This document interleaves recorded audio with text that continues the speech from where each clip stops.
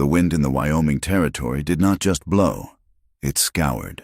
It possessed a rough, abrasive tongue that licked the paint off the clapboard storefronts of Bitter Creek and drove grit into the eyes of any man or beast foolish enough to face it head-on. In the year 1883, this cattle town was little more than a stubborn scar on the face of the sagebrush plains, a cluster of buildings huddled together against the vast emptiness, rimmed by broken fences and the distant, jagged teeth of snow-etched mountains. Main Street was a rutted track of frozen mud and horse manure, where tumbleweeds skittered like nervous ghosts, and gaunt cattle were driven through dry creek beds with shouts and whips. The rhythm of the town was set by the dull thud of blacksmith hammers and the occasional crack of a gunshot, sounds that had become as unremarkable as the gray sky overhead. High above the mercantile, in a room that smelled of stale wool and boiled cabbage, Lila McKenna pushed a needle through heavy canvas, her fingers calloused and aching. At 21, she possessed a beauty that the harsh country had not yet managed to erode, though it was trying its best. Her hair was the color of dried wheat, pulled back severely to keep it out of her work, and her eyes held the watchful, weary look of someone who had grown up too fast. Across the small room, her younger brother, Finn, sat near the iron stove, wheezing. He was 12 years old but looked 8, his chest thin and concave. The dust of the territory was poison to his weak lungs. Every breath he took rattled, a sound that tore at Lila's heart more than the wind outside. Their mother, May, sat at the small table, her head in her hands, staring at a ledger that never balanced. Since Lila's father had died 6 months ago in what the sheriff called a ranch accident, the McKenna family had been sliding quietly toward ruin. The official story was that his horse had thrown him in a ravine on the edge of the Ransom property. The unofficial story, whispered in the saloons and sewing circles, was that no horse could throw Tom McKenna, and that a man didn't end up with a broken neck just for riding too close to a Ransom fence line. But whispers did not pay debts, and the debt they owed was substantial. It was a debt held by one man. Caleb Ransom rode into Bitter Creek on a black stallion that looked as mean as a snake. He was a man in his late 30s, broad-shouldered and thick through the chest, wearing a coat of fine wool and boots that gleamed with polish despite the dust. He owned the Double R, the largest ranch in the valley, and for all intents and purposes, he owned the town. He tied his horse outside the mercantile and walked in, the jingle of his spurs announcing him. Men stepped aside. It was not out of respect, but a primal instinct for self-preservation. Caleb had a cold, commanding gaze that assessed everything: cattle, land, women, in terms of value and submission. He climbed the stairs to the McKenna rooms, filling the small space with the scent of tobacco and expensive bay rum. He did not yell or threaten. He simply placed his hat on the table and looked at May. "I trust you have considered my offer." "May," Caleb said, his voice smooth and deep, like stones rolling in a riverbed. May looked at him, her hands trembling. "Mr. Ransom, we just need a little more time. The winter has been hard." "Time is a luxury," Caleb replied, his eyes sliding over to Lila, who kept her head bent over her sewing. "And luxuries must be paid for. I am a reasonable man. I have offered to absolve the debt entirely. All I ask is a partnership, a union." He walked over to Lila, placing a heavy hand on her shoulder. She stiffened but did not pull away. She could not afford to. Lila would make a fine wife. Caleb said, "She would want for nothing, and neither would you. The boy would have the best doctors in Denver." Lila looked up then, meeting his gaze. She saw no love there, only the look of a collector acquiring a rare piece. But then she looked at Finn, gasping for air by the stove, and at her mother's terrified, aged face. "I will marry you." "Caleb," Lila said, her voice hollow. "Excellent." Caleb smiled, but the smile did not reach his eyes. "We will set the date for 2 weeks from now." As he left, the town gossips were already busy downstairs, praising Lila's incredible luck. They ignored the desperation in her eyes, choosing instead to envy the imaginary silk dresses she would wear. To them, she had caught a king. To Lila, she had just sold herself to the executioner. It was 2 days later, in the dusty silence of the mercantile aisles, that Lila first truly saw Jonah Ransom. He was Caleb's younger brother, a man in his mid-30s who had returned from the Civil War and years of drifting with a silence that seemed stitched into his very skin, where Caleb was polished and loud. Jonah was weathered and still. He had a limp in his left leg, a souvenir from a Confederate bullet, and a jagged white scar that ran from his jaw into his hairline. He spent his days on the far ranges of the Double R, preferring the company of horses to the complexities of people. Lila was kneeling on the floor, trying to gather a dozen spools of thread she had dropped in her exhaustion. A shadow fell over her, and she flinched. "Let me get that," a low voice said. She looked up to see Jonah kneeling beside her. His hands were large and scarred, but his touch on the wooden spools was surprisingly gentle. He gathered them up and held them out to her. For a moment, their fingers brushed. A jolt went through Lila, a strange, static spark that made her catch her breath. She looked into Jonah's eyes and saw something she hadn't expected, a profound, quiet sadness that mirrored her own. There was no greed in his look, only a shy recognition. "Thank you," she whispered. "You look tired." "Miss McKenna," Jonah said, his voice rough from disuse. "I am marrying your brother," she said, as if that explained the fatigue. Jonah's expression tightened. He looked away, his jaw working. "I know."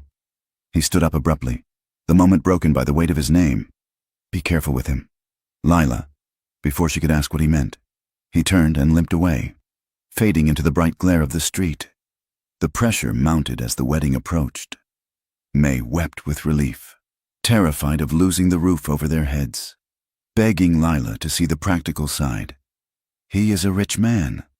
"Lila," May pleaded one evening while pinning the hem of the wedding dress, a cream-colored gown Lila had sewn herself from fabric she had saved for years. "You will be safe. Finn will be safe. That is what matters. Love is for storybooks. Survival is for women like us." Lila said nothing. She stared at her reflection in the darkened window. She told herself she was strong enough. She told herself she could endure a cold marriage if it meant Finn could breathe. But the dread was a cold stone in her stomach. 3 days before the wedding, Caleb insisted on taking Lila for a ride to show her the boundaries of the ranch. He put her on a nervous mare, while he rode his massive black stallion. Jonah rode with them, a silent shadow trailing 50 yards behind. They came to a place where the spring rains had washed out the trail, leaving a sheer drop into a ravine filled with jagged rocks. It was the same ravine where her father had been found. Caleb pulled his horse up short, forcing Lila's mare toward the crumbling edge. The animal skidded, hooves sending pebbles clattering down the slope. Lila gasped, gripping the reins, her heart hammering against her ribs. "Steady," Caleb laughed, blocking her path so she could not back away. "You have to learn to control fear. Lila, a rancher's wife cannot be skittish. Please, Caleb, move," she said, her voice tight. He smiled, watching her terror with a detached curiosity. "Look down there, Lila. That is where your father died. A careless man, weak. The land eats the weak. Are you weak, Lila?" Jonah spurred his horse forward then, closing the distance. "That is enough." "Caleb," Jonah said, his voice flat and hard. Caleb turned his cold eyes to his brother. "I didn't ask for your opinion. Little brother." "Back off," Jonah said. "The horse is spooked." Caleb stared at him for a long moment, the air between them charging with a violence that felt inevitable. Then Caleb chuckled, a dry, humorless sound. He turned his horse. "Come along then, my dear," he called to Lila. "Lesson over." As they rode back, Lila was shaking. She felt Caleb's possession of her not as a protective embrace, but as a cage. Later, back at the ranch porch, while Caleb was inside pouring whiskey, she found herself standing near the rail, hugging her arms around herself. Jonah stepped out from the shadows. He did not come too close. He should not have done that, Jonah said quietly. Lila looked at him. He speaks of the land like he hates it, and of people like they are cattle. He has always been that way, Jonah admitted, looking out at the horizon. Power is the only thing he understands. Why do you stay? Lila asked. Jonah looked at his hands. It is my family's land too, and I made a promise to our mother before she passed, to keep the peace. He looked at her then, and the mask of the stoic veteran slipped. He frightened you. I am frightened of more than just the cliffs. Jonah, she confessed. They shared a silence then, heavy with things they could not say. They spoke briefly of Finn, and Jonah's face softened when he talked about teaching the boy to ride one day. For a moment, Lila forgot the debt, the wedding, and the fear. She felt a strange, warm safety standing next to this scarred, quiet man. Then the screen door slammed, and Caleb walked out. Jonah stepped back instantly, his face closing up like a fist, retreating into his role as the loyal, silent brother. The wedding day dawned with a sky the color of a bruised plum, heavy. Low clouds hung over Bitter Creek, promising a storm that would freeze the marrow. The church was decorated with dusty wildflowers that children had gathered from the plains and cheap ribbon May had managed to buy. The air inside was stifling, smelling of damp wool, beeswax candles, and the nervous sweat of the congregation. The whole town had packed into the pews. They whispered behind their hands, eyes darting from the wealthy rancher to the seamstress. Poor thing, some thought. Lucky devil, others sneered. Lila walked down the aisle. Her legs felt like lead. She kept a smile plastered on her face, a fragile porcelain mask that she feared would crack at any moment. She wore the cream dress. It fit perfectly, every stitch a testament to her skill. But she felt as though she were wearing a shroud. She reached the altar. Caleb stood there, tall and imposing. He took her hand. His grip was not the comforting hold of a groom. It was a vice. He squeezed her fingers until the bones ground together, a silent warning to stand still, to smile, to be his. The preacher droned on about honor and obedience. When he asked Caleb if he would take this woman, Caleb's answer boomed through the small church, "I will." When it was Lila's turn, her voice was a whisper, barely audible over the rising wind outside. "I will." Jonah stood to the side as the best man. He looked rigid, as if he were standing at attention for a firing squad. His gaze was conflicted, shifting between the floor and the back of Lila's head. Every time Caleb touched her, adjusting her veil, placing his hand on the small of her back, Jonah's jaw tightened until the muscle jumped. Lila glanced at him only once during the ceremony. She caught his eye, and for a heartbeat, she saw a flicker of sorrow so deep it nearly buckled her knees. It was a look of apology. It steadied her, oddly, knowing that at least one person in this room saw the truth of what was happening. The reception was held in the town hall, a drafty building with warped floorboards. Fiddles screeched a frantic tune, and boots thumped a rhythm that shook the dust from the rafters. Whiskey sloshed into tin cups and crystal glasses alike. Outside, the wind began to howl in earnest, driving sleet against the window panes. Caleb got drunk quickly. It was a dark, brooding drunkenness. He held court in the center of the room, one heavy arm draped over Lila's shoulders, pulling her off balance. "She won't want for anything now," he boasted to the banker, his voice slurring slightly. "I take care of what's mine. Look at her. Prettiest thing in the territory. And I won her fair and square." The men laughed. Lila forced a polite smile, her cheeks aching. The women of the town circled her, their compliments thinly veiled insults. "Such a simple dress. Dear, very practical. I suppose you won't be needing your needle anymore." Lila, though idle hands do the devil's work, Lila endured it all. Then the music slowed to a waltz.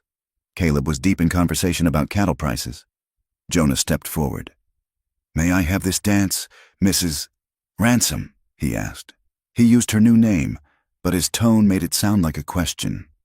Lila nodded. Caleb waved a dismissive hand. "Go on. Dance with the cripple. He needs the practice." Jonah flinched, But he took Lila's hand. He led her to the floor. He held her at a respectful distance, his hand hovering lightly on her waist, his other hand holding hers with a gentleness that made her throat tight. They moved in a slow circle. They did not speak. They didn't have to. The physical proximity, the heat of his hand through the fabric of her dress, the way he navigated her around the rough floorboards despite his limp, it all felt dangerously right. It felt like a conversation without words.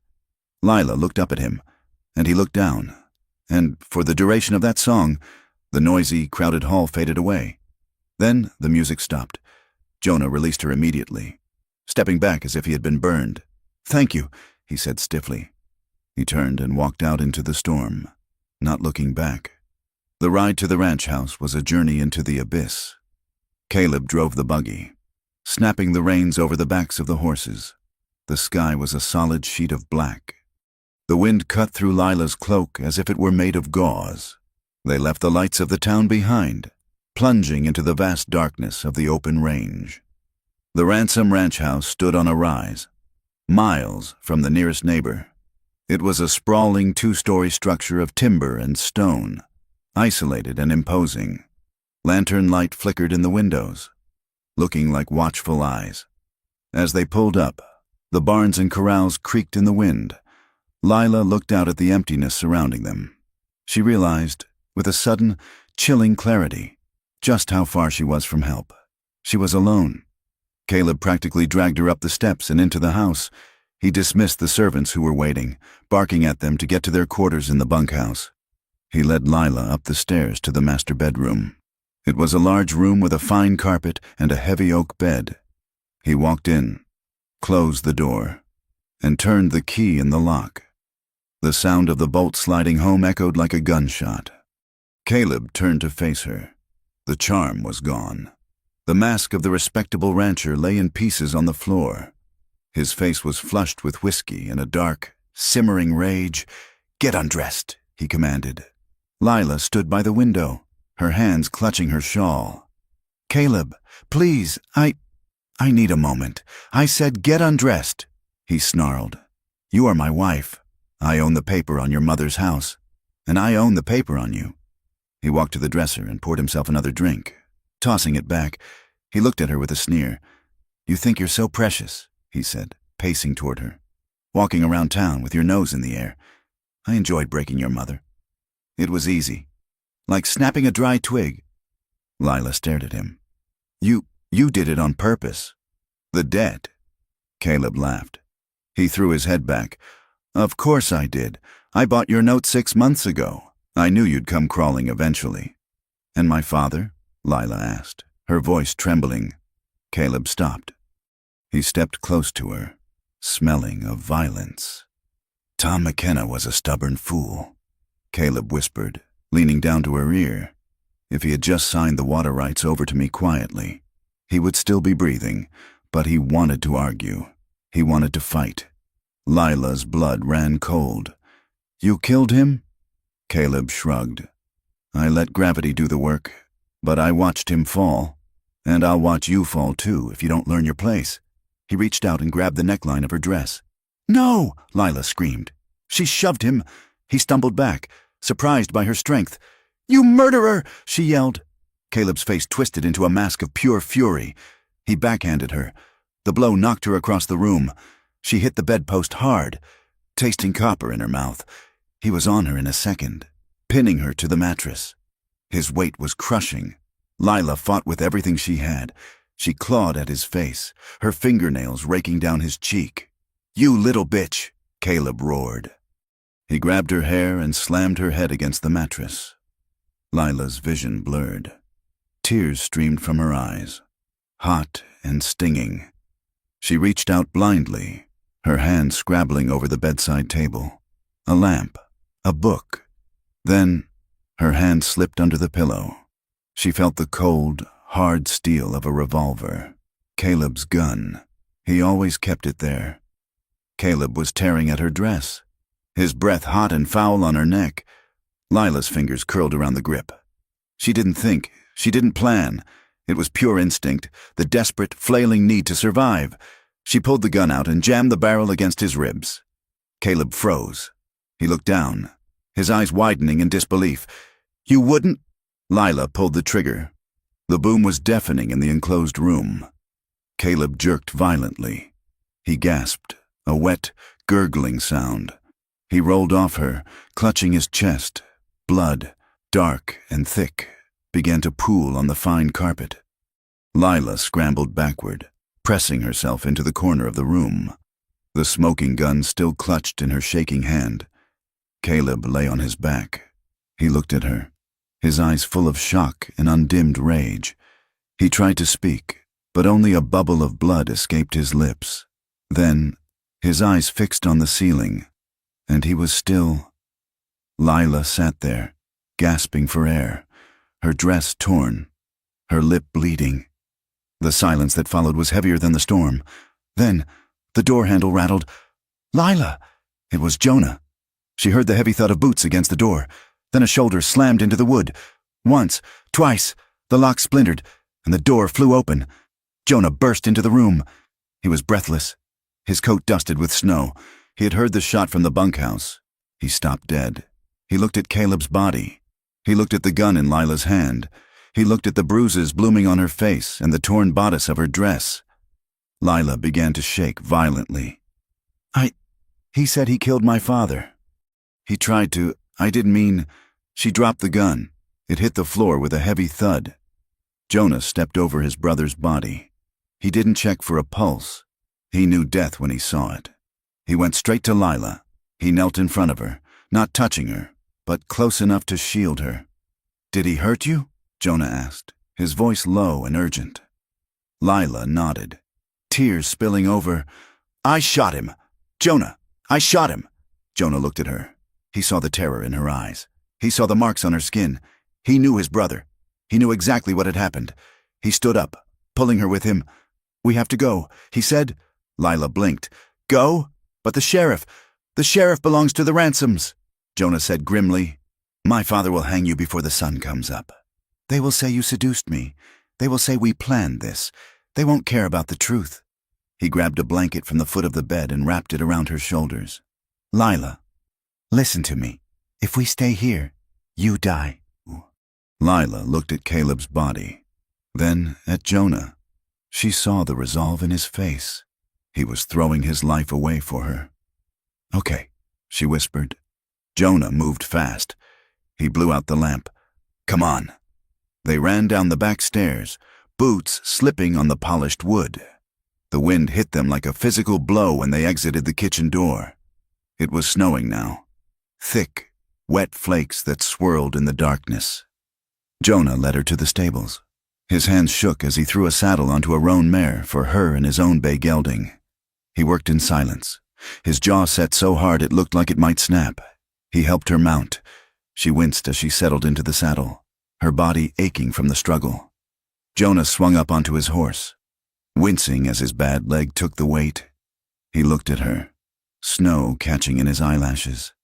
"Follow me. Don't stop for anything. Together." They turned their horses away from the warmth of the ranch, away from the law, and rode into the bitter, unforgiving Wyoming night. Behind them, the dead body of the most powerful man in the valley began to cool, and the snow began to cover their tracks. The wind that night was a living thing, a shrieking banshee that tore across the Wyoming plains with claws of ice. It whipped the manes of the horses into frenzied tangles and drove the snow horizontally, stinging the skin like a spray of needles. Lila McKenna clung to the saddle horn with hands that had lost all feeling. She was not guiding the mare. She was merely existing atop it, a passenger in her own flight. The world had narrowed down to the rhythmic crunch of hooves on frozen ground and the broad, dark back of Jonah Ransom riding 3 lengths ahead of her. Her mind was a fractured mirror, reflecting only shards of the last hour. The heavy click of the lock, the smell of whiskey and stale sweat, the weight of Caleb's body pressing the air from her lungs. And then the sound. That thunderous final crack of the revolver that had divided her life into before and after. She squeezed her eyes shut, but the image burned behind her lids. Caleb sprawling on the fine carpet, his eyes wide with a rage that death had not been able to extinguish. She had killed her husband. She had killed the most powerful man in Bitter Creek. Lila shivered, a convulsion that started in her marrow. It was not just the cold. It was the crushing realization of what she was now. A murderess, a fugitive. Jonah slowed his horse, looking back. His hat was pulled low, rimmed with white frost. His face a shadow. "Keep moving," he shouted over the wind. "The snow will cover the tracks, but we need distance." He did not ask if she was all right. He knew she wasn't. He simply turned back into the teeth of the storm, leading them toward the foothills where the dark shapes of pine trees swallowed the gray light. They rode for what felt like hours, though it might have been only one. The landscape was a void, stripping away direction and time. Finally, Jonah turned off the faint trail, guiding the horses up a narrow, rocky draw, nestled against a sheer rock face. Half buried in a drift that reached the eaves, stood a line cabin. It was a rough shack of unpeeled logs, built years ago for cowhands pushing strays out of the high country before winter, and now largely forgotten. Jonah dismounted, his boots crunching heavily in the crust. He moved with a grim efficiency, ignoring his limp as he waded through the drift to force the door open. It groaned on rusted hinges, fighting him before giving way with a screech. He returned for Lila. She tried to swing her leg over the saddle, but her muscles had locked. She slid down, her knees buckling the moment her feet touched the ground. Jonah caught her. His hands were firm on her arms, holding her upright. For a second, she was pressed against his coat, smelling wet wool, horse, and the metallic tang of gun oil. He did not pull away immediately. He looked down at her, his eyes searching her face in the gloom. "Inside," he said. The cabin smelled of ancient dust, mouse droppings, and the sour ghost of old wood smoke. It was freezing, the air inside stagnant and heavy. Jonah guided her to a rough bench near the stone hearth and turned to the wood pile stacked in the corner. His hands shook as he struck a match. It took 3 tries, the sulfur flaring and dying before a flame finally caught on the dry kindling. As the fire grew, casting dancing orange shadows against the chinked walls, the reality of their situation seemed to settle in the room with them. Jonah stood up, brushing bark dust from his hands. He turned to look at her fully for the first time since the bedroom. Lila had lost her cloak in the chaos of the ride.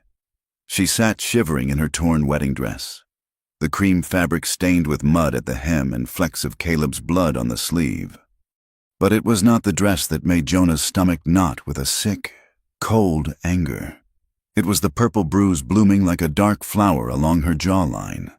It was the red raw marks on her wrists where Caleb had pinned her.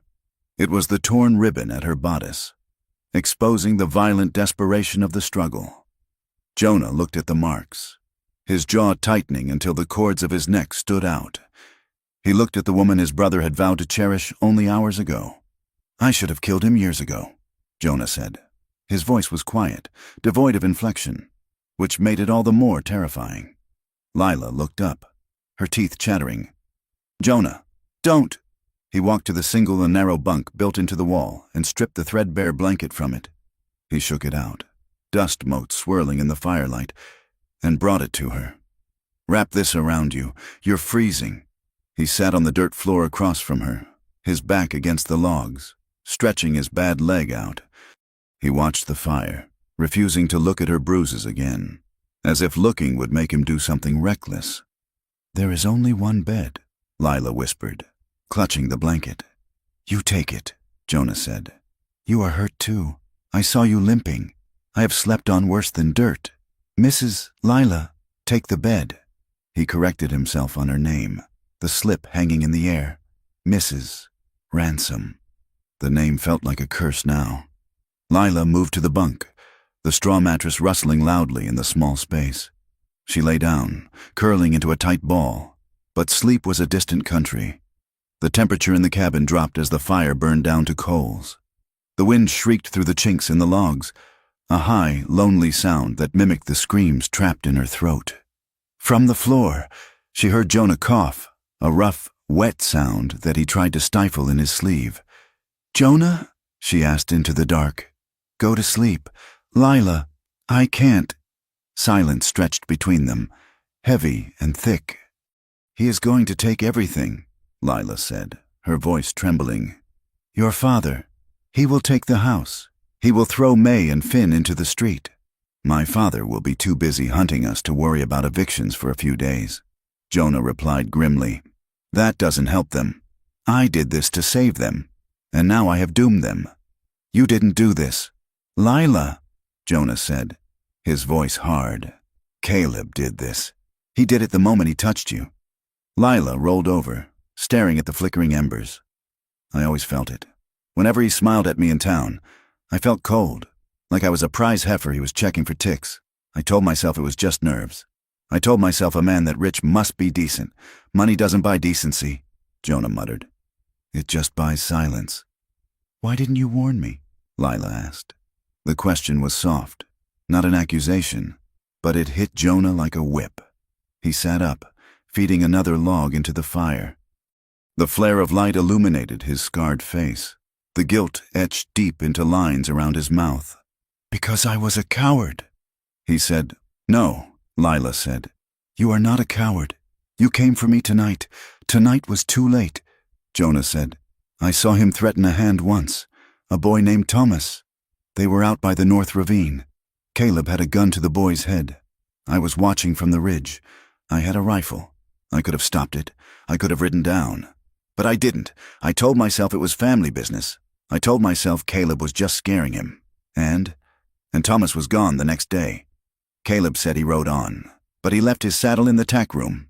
A man doesn't ride on without his saddle." Lila stared at him. "The ravine. That is where my father died." Jonah nodded slowly. "I know." A fragile silence settled over them. They were two people stained by the same man, Lila by his blood, Jonah by his own silence. But in that small, dirty cabin, with a storm raging outside, the shared stain began to look something like a bond, 5 miles away. In the valley of Bitter Creek, the storm was just as fierce. But the rage inside the Ransom Ranch house was hotter. The news had traveled fast, carried by the terrified servants who had found the body. Ranch hands were saddling horses despite the snow, their faces grim. Lanterns bobbed in the dark like angry fireflies. Inside the main parlor, Elias Ransom stood by the fireplace. He was a lion of a man, old and grizzled, with a mane of white hair and hands that looked like gnarled oak roots. He held a glass of whiskey in one hand, squeezing it so hard the crystal threatened to shatter. Sheriff Amos Pike stood near the door, turning his hat in his hands. Pike was a man who had spent his life walking the line between the law and the men who paid for the law. Tonight, that line had vanished. "She put a bullet in his heart." "Amos!" Elias roared, his voice shaking the mounted elk heads on the wall. "A whore of a seamstress! On his wedding night!" "We don't know exactly what happened." "Elias," Pike said carefully. "The room. There were signs of a struggle. Her dress was torn." "Don't you speak to me of struggle." Elias threw the glass into the fire. The alcohol flared blue and gold. "She seduced my boy Jonah. That is what happened. They planned it, the cripple and the whore. They waited until Caleb was vulnerable, and they murdered him to take this ranch." Pike looked down at his boots. He had seen the bruising on the discarded wedding dress the maid had found. He knew Caleb's temper. He knew the rumors, but he also knew that Elias Ransom could end a sheriff's career and life with a single word. "I'll get a posse together," Pike said. "But in this weather—" "I don't care about the weather," Elias shouted. "You find them. You find them, and you drag them back here. I want to see them hang from the same branch." By morning, the town of Bitter Creek was a hive of poisoned whispers. In the saloon, men huddled around the stove, trading theories with the currency of certainty. Always knew that quiet one was trouble. A cattleman spat, slamming his beer down. Jonah, the quiet ones are the snakes, waited for his brother to do the hard work of courting, then stole the prize, and killed the man who fed him, another added. Cain and Abel. Plain and simple, the women were no kinder. In the mercantile, beneath the very room where Lila had lived, they gathered like crows. I saw the way she looked at men. A heavy-set woman sniffed, too bold. A girl like her, raised in poverty. She gets a taste of luxury and loses her head. She probably killed him because he wouldn't give her the combination to the safe. Even the church was not a sanctuary. The preacher, a thin man who feared the ransoms as much as he feared God, stood at his pulpit and thundered against the sins of the flesh. He spoke of Jezebels who lured good men to their doom, of broken vows and blood on the marriage bed. He did not name Lila, but he didn't have to. The condemnation was heavy in the air, solid as a stone wall. Lila and Jonah were already tried, convicted, and damned before the sun had even touched the snow. They left the line cabin before dawn. The wind had died down, leaving a silence that was almost ringing in its intensity. The world was a blinding expanse of white, the snow drifting waist-deep in the hollows. The horses struggled. Jonah led the way, his bay gelding plunging through the drifts, breaking a trail for Lila's lighter mare. It was brutal, exhausting work. The cold was a physical weight, pressing against their chests. They rode toward the broken country to the west, a land of canyons, timber, and abandoned mining shacks where the law hesitated to go. Hunger began to gnaw at them by midday. They had left with nothing but the clothes on their backs. Jonah spotted a snowshoe hare frozen near a patch of sagebrush. He drew his revolver, not the one Lila had used, but his own Navy Colt. He aimed. His hand trembled, not just from the cold, but from a bone-deep exhaustion. He steadied his breathing, exhaling a cloud of white vapor, and fired. The crack of the gun made Lila flinch, her hands jerking to her ears. She looked at Jonah, eyes wide. "Supper," he said, holstering the gun. His face was gray with fatigue. They made camp that night in a canyon where the red rock walls offered some shelter from the wind. Jonah skinned the rabbit with a pocket knife, his movements efficient but slow. They roasted the meat over a small fire of twisted juniper wood. It was tough and stringy, but to Lila, it tasted like salvation. As they ate, she watched him. He was always scanning the horizon, his eyes moving over the ridge line. He looked like a man expecting a bullet. "How long can we run?" she asked. "As long as we have to. They will find us eventually. Not if we get into the high timber. The snow will block the passes." "And then what?" Lila asked. "We freeze? We starve?" Jonah looked at her, firelight reflecting in his dark eyes. "Then we live another day. That is the only plan I have." "Lila." The next day, the weather turned on them again. A fresh blizzard rolled down from the peaks, a white wall that swallowed the world. The temperature plummeted until the air burned the lungs. "We can't stay in the open," Jonah shouted over the gale. He spotted the ruin of a prospector's shack against a hillside. It was in worse shape than the line cabin, windows broken, door missing. Snow drifted halfway across the dirt floor. They dragged the horses into the lee of the remaining wall and scrambled inside. Jonah tried to stuff the broken windows with old rags and debris he found in the corners. But the cold was absolute. It was a killing cold. They huddled in the corner furthest from the door. Jonah lit a small fire, but the wind sucked the heat away as fast as the wood could produce it. Lila was shaking uncontrollably. Her teeth clattered together, and her lips were turning a frightening shade of blue. "The blankets aren't enough," Jonah said. He looked at her, his face grim. "We have to share body heat. It is the only way." Lila looked at him. She thought of Caleb. She thought of the violation of her wedding night. Panic fluttered in her chest. Jonah saw it. "I am not him, Lila," he said softly. "I swear to you, I will not touch you except to keep you alive." She nodded, trusting him because she had no choice, and because, deep down, she wanted to trust him. They lay down on the dirt floor, spreading one blanket beneath them and pulling the other over them. They lay side by side, fully clothed. Jonah hesitated, then put his arm awkwardly over her, pulling her back against his chest. Lila stiffened at first, but as the heat from his body began to seep into hers, the shivering slowly subsided. She felt the solid, rhythmic thud of his heart against her shoulder blade. She smelled the scent of pine smoke, wet wool, and the man himself. It was intimate in a way that terrified her. lying in the dark, the storm howling outside. She felt strangely, impossibly safe. She closed her eyes, fighting a wave of guilt. This was Caleb's brother. Her husband's blood was barely dry, and she was seeking comfort in the arms of his kin. It felt like a betrayal, yet it felt like the only honest thing that had happened to her in months.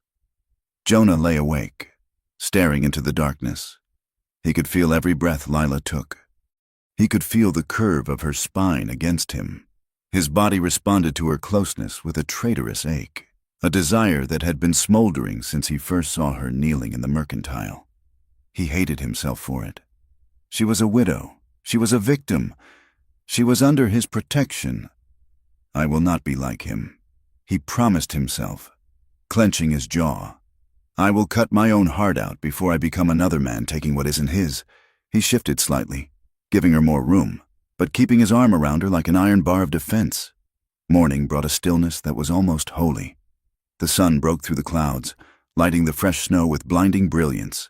They sat up, stiff and sore, pulling apart with a sudden, awkward awareness. Lila smoothed her ruined dress. Jonah checked his gun, refusing to meet her eyes. We can't just keep riding west, Lila said suddenly. Her voice was raspy. Jonah looked at her. We have to— No, she said, standing up and pacing the small shack. Think about it, Jonah. If we disappear, the story they are telling in town becomes the truth. I become the murderess. You become the traitor. May and Finn live in shame forever. It is better than you hanging, Jonah said. Is it? Lila asked. She turned to him, her eyes fierce. Is it a life to be hunted like an animal until we die in the snow? What do you want to do? Jonah asked. Go back. Pike will throw you in a cell before you can say a word. I want proof, Lila said. You said there were others? The boy, Thomas. My father. Jonah stood up slowly. Proof? Caleb bragged to me. Lila said, before I shot him. He said he engineered the debt. He said he watched my father fall. If he did those things, there must be a record. There must be witnesses. Jonah rubbed his face with a calloused hand. Witnesses who are terrified of Elias. Witnesses who might talk if they knew the monster was dead. Lila countered. Jonah looked at her. She was standing in a shaft of sunlight, bruised and dirty, but there was a fire in her eyes that Caleb had never managed to extinguish. She was not the victim he had held last night. She was a fighter. He nodded slowly. You are right. Running confirms the lie. So we stop running? We stop running away, Jonah corrected. And we start running towards something. We need to find the people Caleb hurt. They packed their meager gear and rode out, but this time they did not head blindly into the wilderness. They turned south, looping back toward the mining camps where rumors drifted like smoke. Their path took them past the North Ravine. It was a desolate place. The earth was scarred and broken, the rocks sharp as knives. Snow crusted the edges of the drop-off like dried bone. Lila pulled her mare to a stop. She dismounted and walked to the edge. She looked down into the shadows where her father had fallen. She imagined him there, Tom McKenna, a proud man who loved to laugh. She imagined Caleb sitting on his horse, watching him die with that cold, detached curiosity. Jonah came up beside her. He took off his hat, the wind ruffling his dark hair. It was a Tuesday, Jonah said quietly. Caleb came back to the ranch alone. He told the hands your father had an accident. He told us to bring the wagon. When we got here, your father was already gone.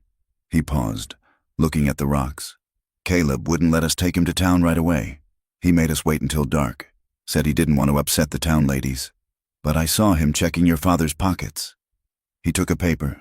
I don't know what it was, but he burned it in the bunkhouse stove later. Lila turned to him, tears freezing on her cheeks. Why didn't you tell anyone? Who would I tell? Jonah asked helplessly. The sheriff? The judge? They all drank Caleb's whiskey. And I was ashamed of my own blood. He turned to her, his face open and raw. I am sorry. Lila, I am so sorry. Lila looked at him. She saw the weight he was carrying, a burden of guilt that matched her own. She reached out and took his hand. His fingers were rough and cold. "We can't change the past, Jonah," she said, "but we can make them pay for it now." That night, they made a small camp in the shelter of a rock overhang. The fire was small, barely enough to warm their hands. Jonah wet a rag with melted snow. "Sit still," he murmured.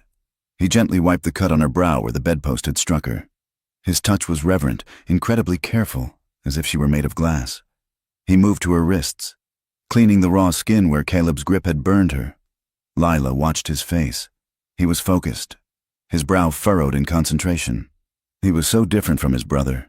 Caleb had wanted to own her. Jonah just wanted to heal her. A warmth spread through her chest that had nothing to do with the fire. It was a terrifying, beautiful feeling. It was the ache of being seen. Jonah looked up.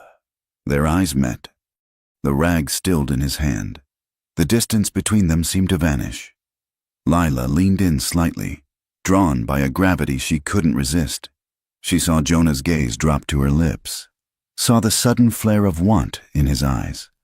Her heart hammered against her ribs. She wanted him to kiss her. She wanted to wash the memory of Caleb's violence away with something gentle and real. Their faces drew closer. She could feel his breath. Then, Jonah pulled back. He pulled back sharply, dropping his hand. He turned away, staring into the fire, his breathing ragged. "No," he whispered. Lila felt cold again. "Jonah, you are hurt. Lila," he said, his voice thick. "You are scared and you are running and you are hurt. I won't be another man who takes advantage of that. It's not taking if I give it," Lila said softly. "You don't know what you want right now," Jonah said firmly, though his hands were clenched into fists. "You need a friend. Lila, not this." Lila looked at his broad back. She felt a sting of rejection, but beneath it, a profound gratitude that made her throat ache. He was protecting her, even from himself. She wrapped the blanket tighter around her shoulders. "Thank you," she whispered. Jonah didn't answer. He just sat watching the dark, guarding her from the wolves, and from the demons inside his own heart.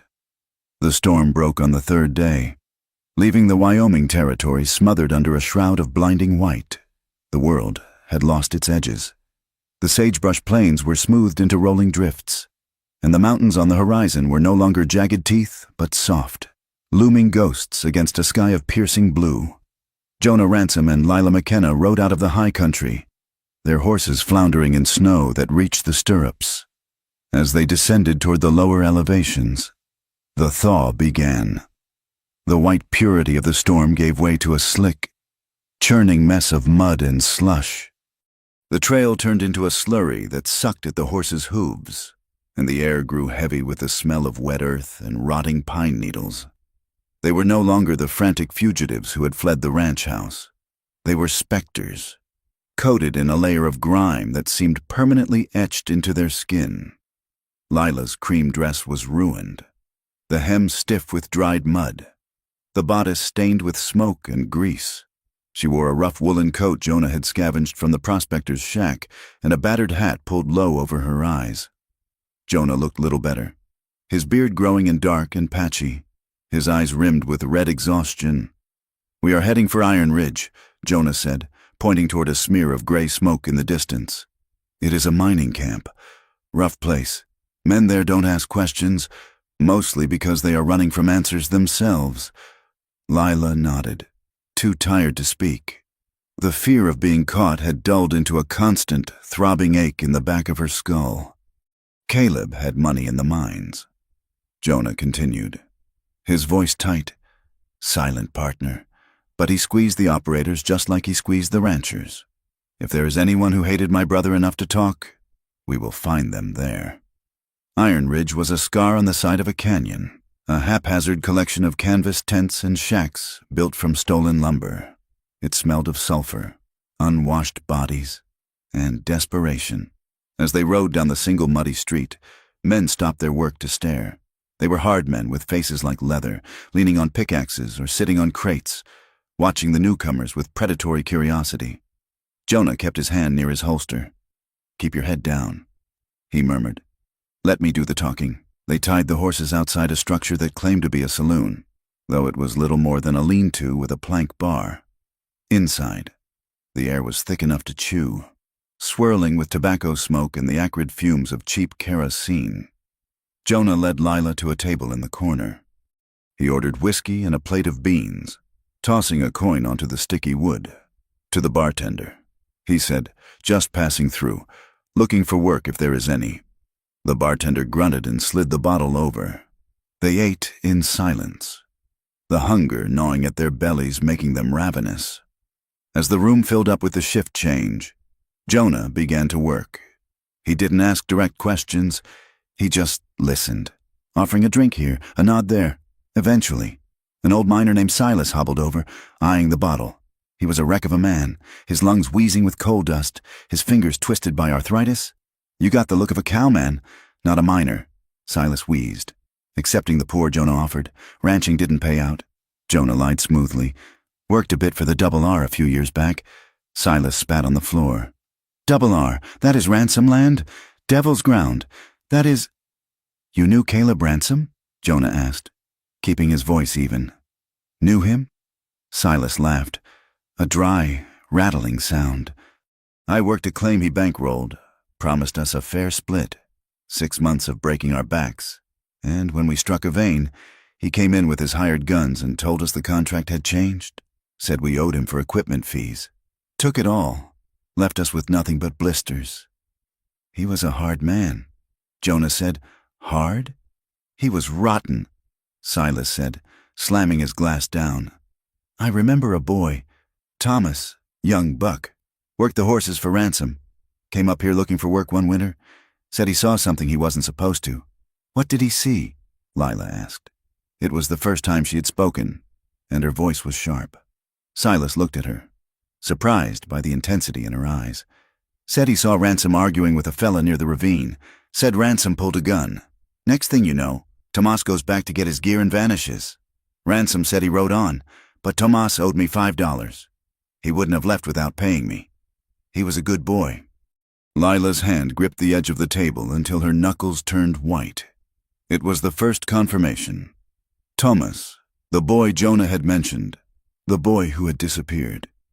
Silas leaned in, whispering now.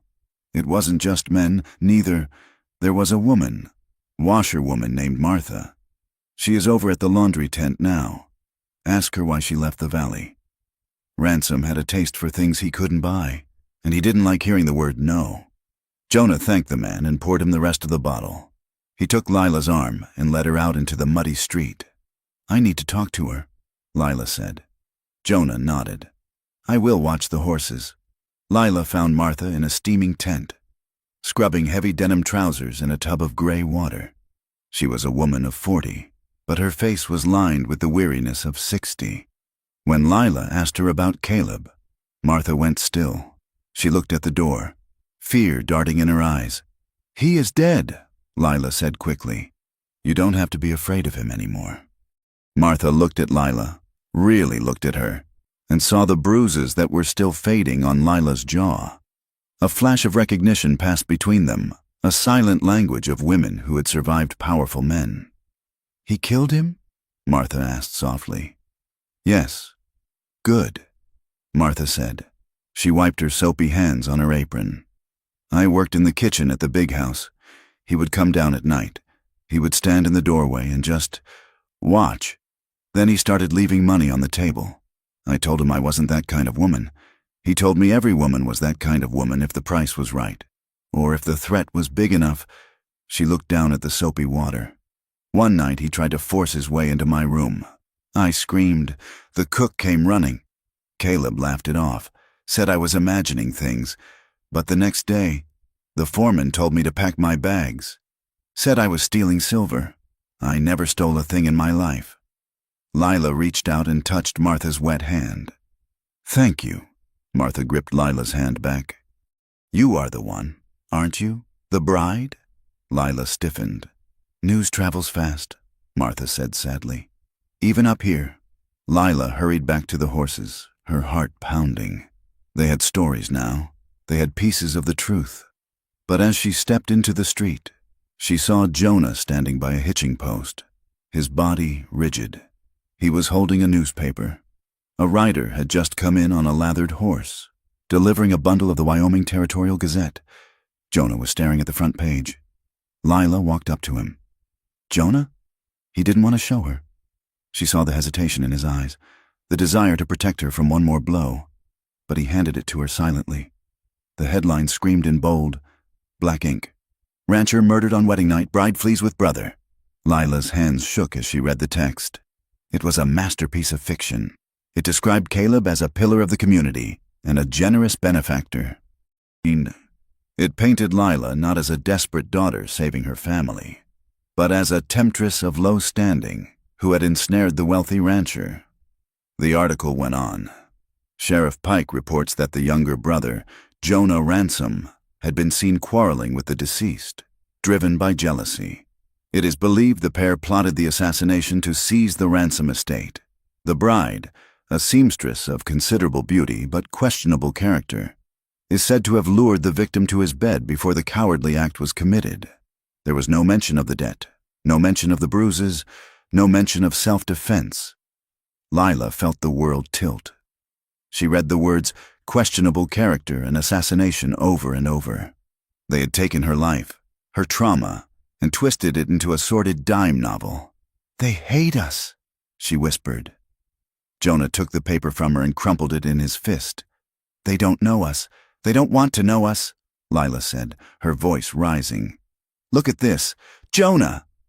They have already hanged us. We are monsters to them. People are looking, Jonah warned, his eyes scanning the street. Let them look, Lila cried, tears of frustration hot in her eyes.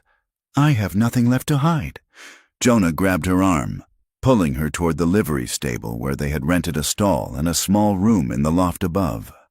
Come on. He dragged her up the ladder into the small, hay-smelling room. He kicked the door shut and barred it. Lila collapsed onto the straw pallet, burying her face in her hands. The sobs that had been trapped in her chest since the wedding night finally broke loose. They were ugly, ragged sounds that tore at her throat. I should have let him kill me, she gasped. Jonah froze. He crossed the room in 2 strides and knelt beside her, gripping her shoulders. Don't you ever say that, he growled. It would be better, Lila sobbed, looking up at him, her face streaked with tears and grime. May and Finn wouldn't be related to a murderess. You wouldn't be a hunted man. I am ruining everyone I touch. You survived, Jonah said fiercely, shaking her slightly. You fought back. That is not a sin. Lila, that is the only thing that matters. He isn't dead, Lila cried. He is still doing it. He is still controlling everything. Even from the grave, he is twisting the truth. I can't fight him. Jonah, he is too big. He is just a man, Jonah said, and he is rotting in the ground. He pulled her into his arms. It wasn't a calculated move. It was a desperate attempt to hold her together before she shattered completely. He wrapped his arms around her, pressing her head against his chest. Lila clung to him. She grabbed handfuls of his shirt, burying her face in the rough wool. She shook against him, letting the grief and the terror drain out of her. Jonah held her, stroking her hair with a clumsy, gentle hand, murmuring things he didn't even know he was saying. I have you, he whispered. I have you. You are not alone. Slowly, the sobbing subsided into hiccups. The room was dim, lit only by the sliver of light coming through the cracks in the floorboards.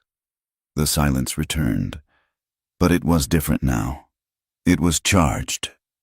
Lila pulled back slightly, wiping her eyes. She looked up at Jonah. His face was inches from hers. She saw the lines of worry etched around his eyes, the gray in his beard, the scar that ran down his cheek like a river on a map. She realized suddenly that he was the only solid thing in her world, the only man who had ever seen her weakness and not tried to exploit it. Jonah looked at her. He saw her swollen eyes, her trembling lips, the fierce, wounded spirit that refused to die. The protective instinct that had driven him for days shifted, heat flaring in his chest. Lila, he breathed. Lila didn't think. She didn't plan. She just needed to feel something other than pain. She needed to feel life. She leaned up and pressed her lips to his. It was a tentative kiss, tasting of salt and tears. Jonah went still, his muscles locking up. For a second, he resisted, the ghost of his brother standing between them. But then Lila made a small, desperate sound in her throat, and his resistance shattered. He kissed her back. It wasn't gentle.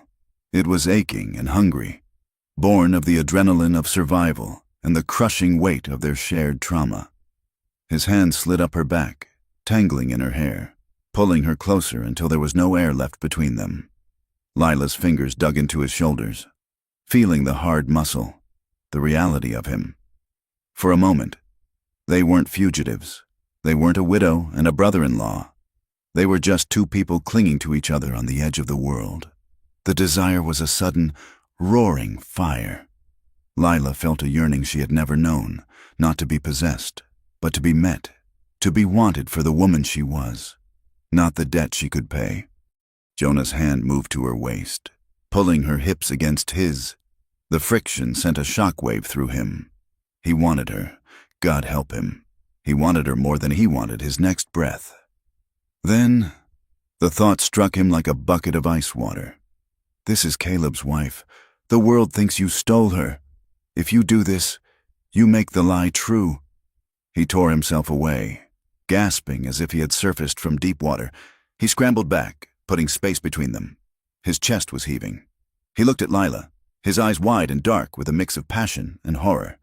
Lila sat there, her lips swollen, her breath coming in short bursts. She looked at him, confused, then ashamed. I am sorry, she whispered, pulling her coat tight around herself. Jonah ran a hand through his hair. Turning his back to her, he paced to the small window, staring out at the sliver of gray sky. No, he said, his voice rough. Don't apologize. It is me. I can't. Because of him? Lila asked. Because of you, Jonah said, turning back. Look at what they are writing. Lila, they say you are a whore. They say I am a traitor. If I touch you, if I take you now, then we are exactly what they say we are. I don't care what they say, Lila said, though her voice wavered. I do, Jonah said intensely. I care about your name. I care about your life. I won't be another ransom man using you for his own comfort. Lila looked at him, seeing the war in his eyes.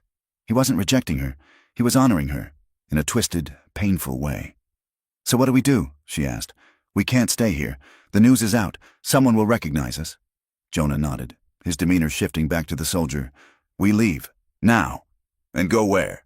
To find Harlan, Jonah said. The bookkeeper? He's the only one who knows where the money went. Jonah said. Silas and Martha. Their stories are good, but they are hearsay.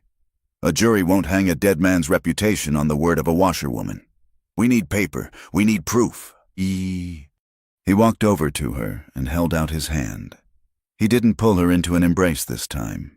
He just offered his hand. Steady and open. We are going to clear your name. Lila, that is the mission. Nothing else matters until that is done. Lila looked at his hand. She took it. She felt the calluses, the warmth. She squeezed it, a silent pact. Okay, she said. Let's go find him. They rode south, leaving the mining camp behind as the sun began to dip toward the western peaks. The country changed again, the pine forests giving way to a landscape of red rock canyons and scrub oak.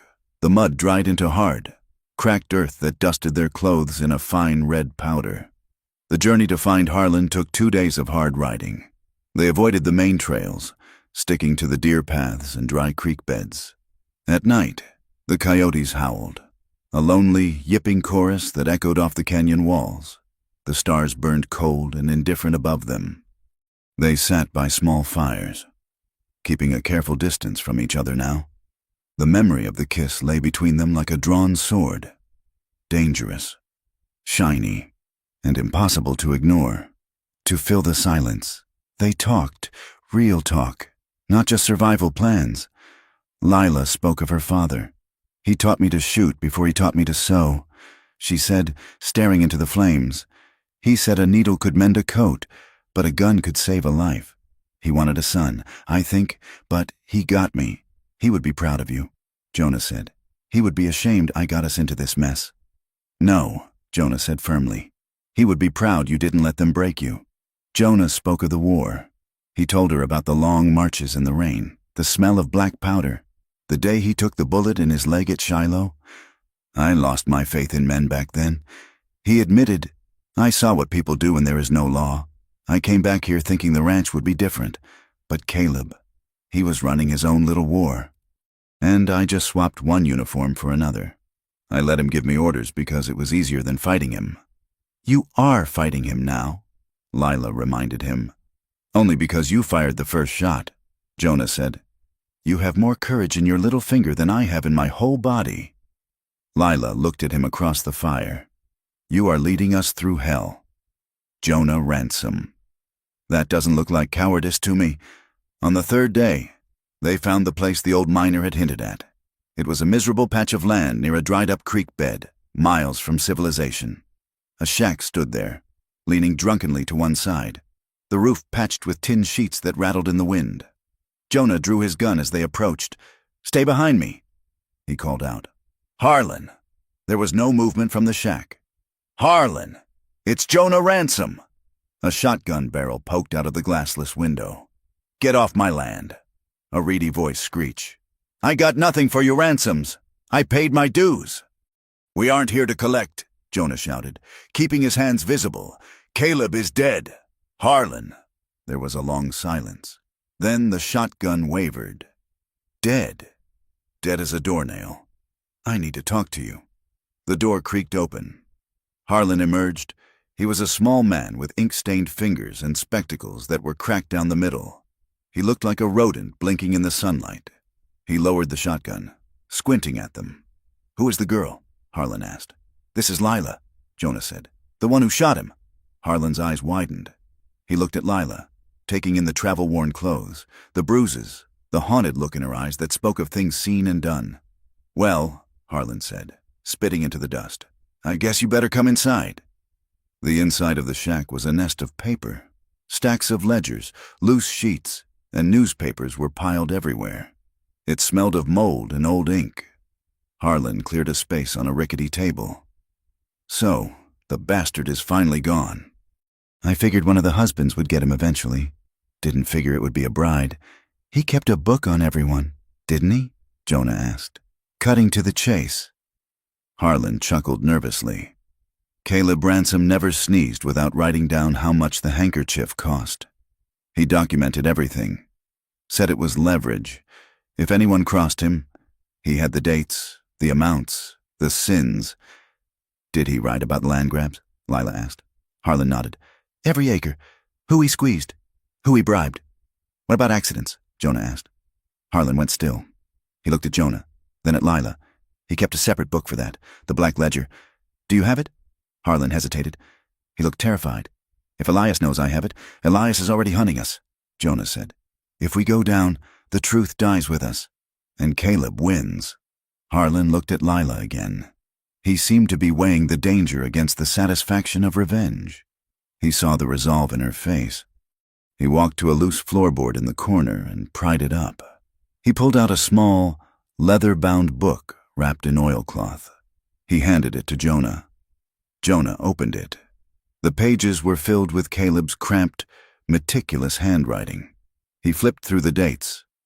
Here, Jonah said, his finger stopping on a page. August, payment to Sheriff Pike, $50. To lose the witness report on the barn fire. He flipped further.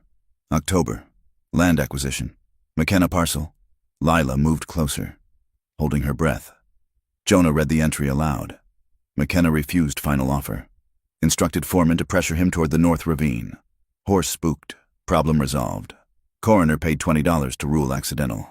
Lila let out a sound that was half sob, half growl. He wrote it down. He wrote it down like he was buying a sack of flour. He was arrogant, Harlan said. He thought he was untouchable. There is more, Jonah said, scanning the pages. Payments to the judge. Bribes to the land office. It is all here. This destroys the whole network. This proves it wasn't murder. Lila said, touching the book as if it were a holy relic. "It proves he was a monster." "It proves I was defending myself." "It proves a lot of things," Harlan said. "But a book ain't a bulletproof vest. You take that back to Bitter Creek, and they will kill you before you get to the courthouse steps." "We have to try," Jonah said. He looked at Lila. She was staring at the ledger, her eyes burning with a cold, hard light. She looked up at him and nodded. "We go back," she said. They camped that night in a canyon a day's ride from Bitter Creek. They were close enough now to smell the smoke of the town on the wind.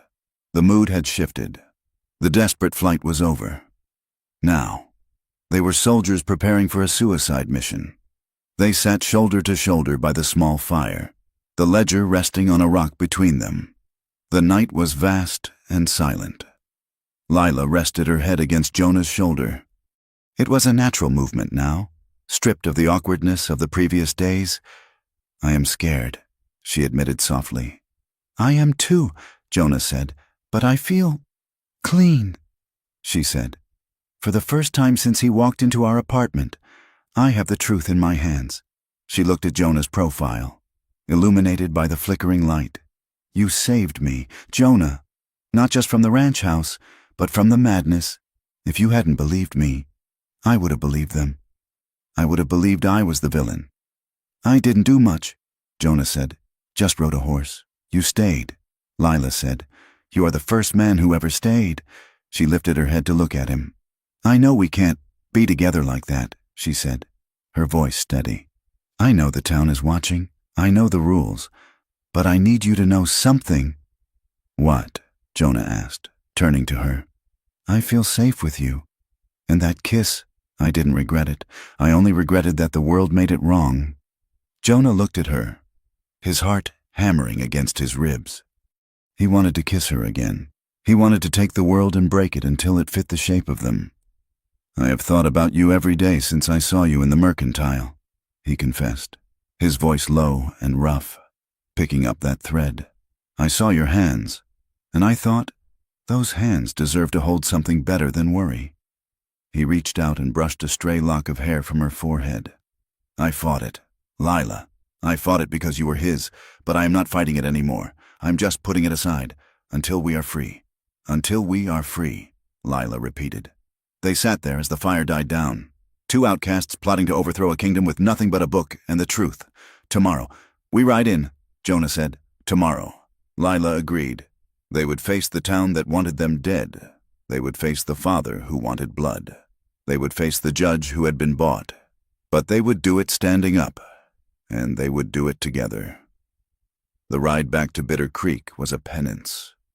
The weather, as if conspiring with the town's mood, turned vile. A sharp, stinging sleet began to fall, driven by gusts that rattled the bones and soaked through the heavy wool coats they had scavenged. The road was a ruined ribbon of rutted mud, freezing and thawing in a cycle that made every step a gamble for the horses. Lila rode with her head bowed against the wind, her hands numb inside her gloves. The physical misery was a distraction, a welcome dull ache that kept her from thinking too hard about what lay ahead. But as they crested the final rise, the distraction vanished. Bitter Creek lay below them in the gray distance. Smoke rose from the chimneys in thin, accusing fingers. The church steeple, where she had stood only days ago in a cream dress, spiked stubbornly against the low sky. To a stranger, it might have looked like a sanctuary. To Lila, it looked like a trap. Her stomach twisted, a cold knot of dread tightening under her ribs. Down there, behind those walls, people were waiting. They were trading stories that painted her as a monster. They were waiting to see her hang. Jonah pulled his horse up beside hers. He looked at the town, his face grim, water dripping from the brim of his hat. "We don't ride down Main Street," he said, his voice rough over the wind. "We need to know the lay of the land before we show our faces." "Who can we trust?" Lila asked. "The whole town belongs to your father or the bank." "Rosie," Jonah said. "The saloon girl? She has no love for the Ransoms." Jonah said, "Caleb got her fired from the hotel 2 years ago because she spilled a drink on his boot. She works at the Golden Steer now. She sees everything, and she owes us nothing. They waited until nightfall. The darkness was absolute, heavy with clouds that blotted out the moon. They left the horses in a stand of cottonwoods a mile out and walked the rest of the way, keeping to the shadows of the alleys and the backs of buildings.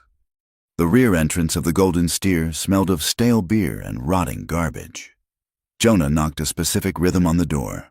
2 sharp raps. A pause, then one more. It opened a crack. A woman with hair dyed a brassy red peered out, a shawl wrapped tight around her shoulders. Her eyes widened when she saw Jonah, and she moved to slam the door.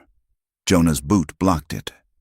"Rosie, it's us," he whispered. "You're crazy coming back here," Rosie hissed, looking past them into the dark alley. "Elias has a bounty on your heads. $500, dead or alive, mostly dead. We need to talk. Rosie, please." Rosie hesitated, then pulled them inside, into a narrow storage room stacked with kegs. She lit a single candle, her hands shaking. The flickering light cast long, dancing shadows on the walls. She looked at Lila. "You look like you have been to hell and back." "Honey, I have," Lila said, leaning against a barrel, her legs trembling from exhaustion. "They are saying terrible things," Rosie said, keeping her voice low. "The whole town is saying you planned it, that you seduced Jonah weeks ago and you two plotted to kill Caleb to get the money." "We didn't," Lila said. "I shot him because he was going to kill me." Rosie looked at the bruise on Lila's jaw, still faint and yellowing, and the way she held herself. "I believe you. Caleb was a mean son of a bitch, but the town, they like a scandal more than they like the truth." "What about my family?" Lila asked, the question sticking in her throat. "May and Finn?" Rosie's face fell. She looked away. "Tell me," Lila demanded. "They are having a hard time," Rosie admitted. "Ransom men have been at the house every day, turning the place upside down, looking for letters or clues. They scared the boy. Finn, half to death. He had an attack, couldn't breathe for an hour."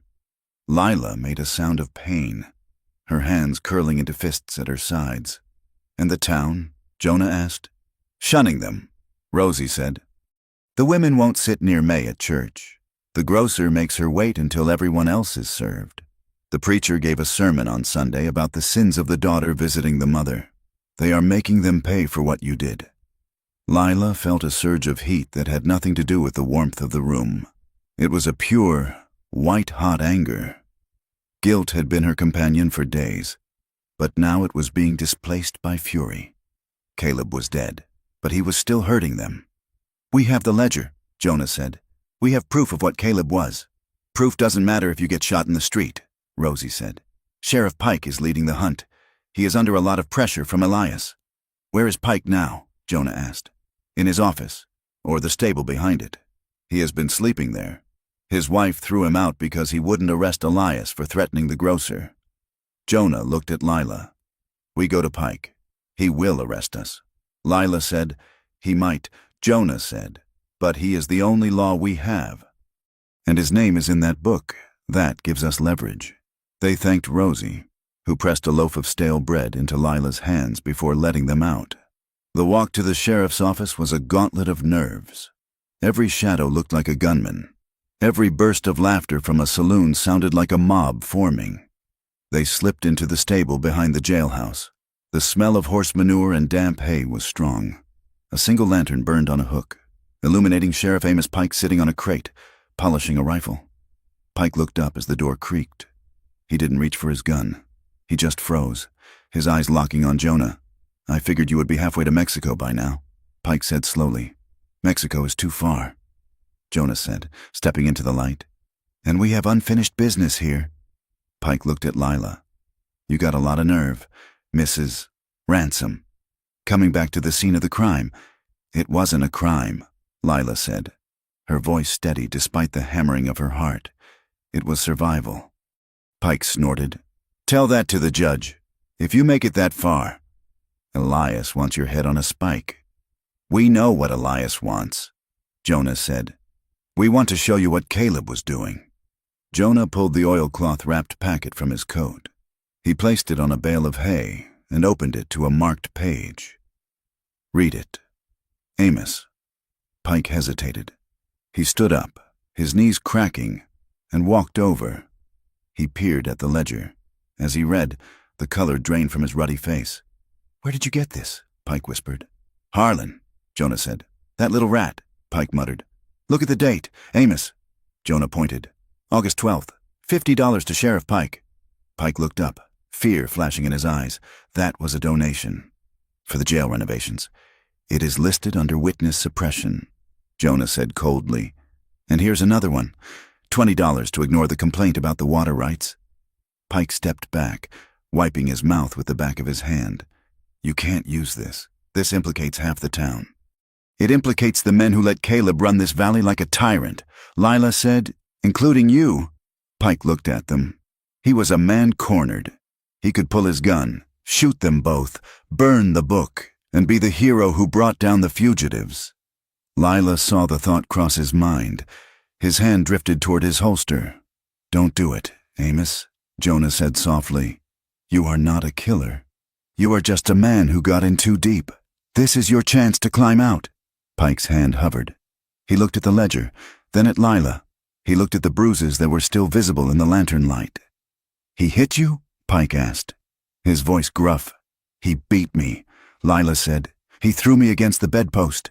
He told me he killed my father and he would kill me too. I didn't want to shoot him. Sheriff, I just wanted to live." Pike let out a long, ragged breath. His hand dropped away from his gun. "If I take you in," Pike said, "Elias will bring a mob. He has men watching the jail day and night." "Then don't put us in the jail yet," Jonah said.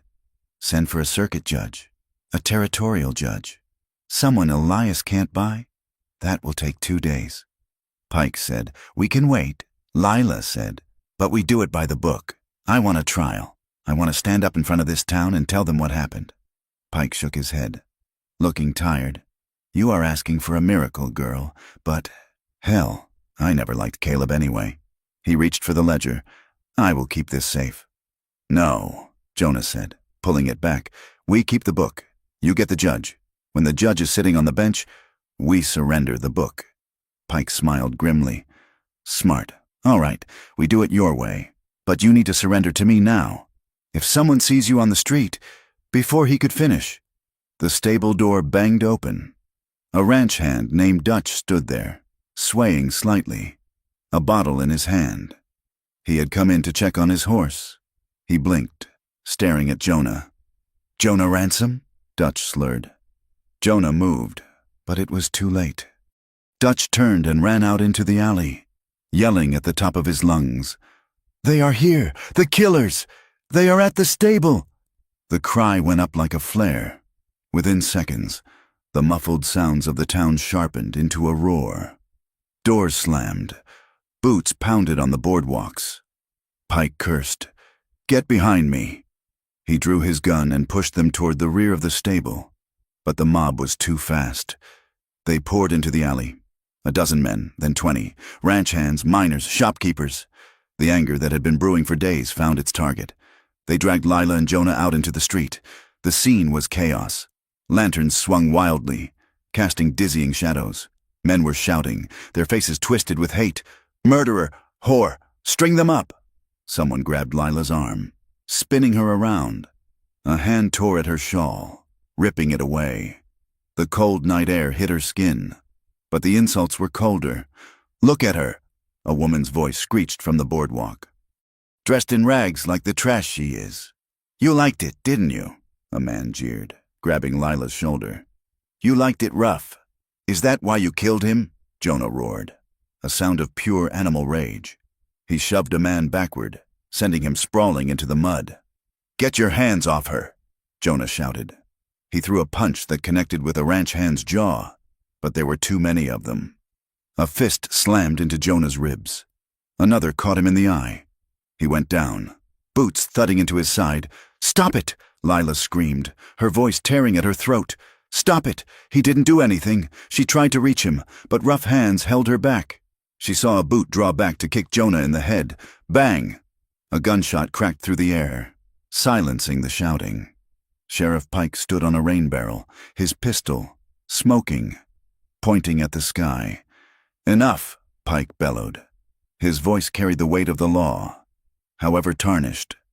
Back off, all of you. This is justice." "Pike!" a man shouted. "This is a lynching," Pike yelled back. "And it won't happen in my town. These two are my prisoners. They're going to jail, and they are going to see a judge. Anyone who touches them again gets a bullet." The crowd wavered. The heat of the moment cooled just enough for authority to reassert itself. Pike jumped down, waving his gun to clear a path. "Get them inside," he ordered his deputy, who had just arrived, looking terrified. Jonah was hauled to his feet, blood streaming from a cut above his eye. He didn't look at the crowd. He looked only at Lila. "Are you hurt?" he rasped. Lila shook her head, tears streaming down her face. They were marched into the jailhouse. The heavy iron door slammed shut, cutting off the roar of the mob, though the angry murmurs still filtered through the walls. Lila was shoved into the single cell in the back. It was a stone box, cold and damp, with a pile of sour straw in the corner. The bars were thick, black iron. Jonah was not put in the cell. "He stays out here," Pike said, pointing to a wooden bench bolted to the wall opposite the cell. "I ain't putting a man and a woman in the same cage. Not with what people are saying." "But he is hurt," Lila cried, gripping the bars. "He needs a doctor." "No doctor is going to come for him tonight," Pike said grimly, locking the cell door. "I will get him some water and a rag. That is the best I can do." The office quieted down as Pike sat at his desk, shotgun across his lap, watching the door. The deputy stood by the window. Lila sank to the floor of her cell, wrapping her arms around her knees. She watched Jonah. He sat on the bench, leaning his head back against the wall, eyes closed. Blood dripped slowly from his brow onto his collar. "Jonah?" she whispered. "I'm all right," he murmured without opening his eyes. They sat like that for hours. The noise outside slowly died away as the mob dispersed to the saloons to drink and speculate. The candle on Pike's desk burned low. Pike eventually nodded off, his chin resting on his chest, though his hand stayed on the shotgun. Jonah opened his eyes. He looked at the deputy, who was dozing by the window. He stood up slowly, grimacing as his ribs shifted. He walked quietly to the cell bars. Lila scrambled up to meet him. They stood there, separated by 3 inches of cold iron. "You took a beating for me," Lila whispered. She reached through the bars. Her hand trembled as she touched his face. Jonah didn't flinch. He leaned into her touch. Her thumb brushed the split in his lip, wiping away a smear of dried blood. Her fingers were calloused from needlework, but to Jonah, they felt like silk. "It was nothing," Jonah said. "It wasn't nothing. They wanted to kill you. They want to kill both of us." "Lila?" Jonah said. Lila looked into his eyes. They were dark and full of pain, but also something else, a fierce, terrifying tenderness. She pressed her face against the bars. He did the same.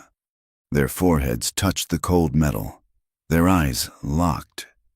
"Jonah," she said softly, If this goes wrong, if the judge is bought or the mob comes back, we will fight," Jonah said.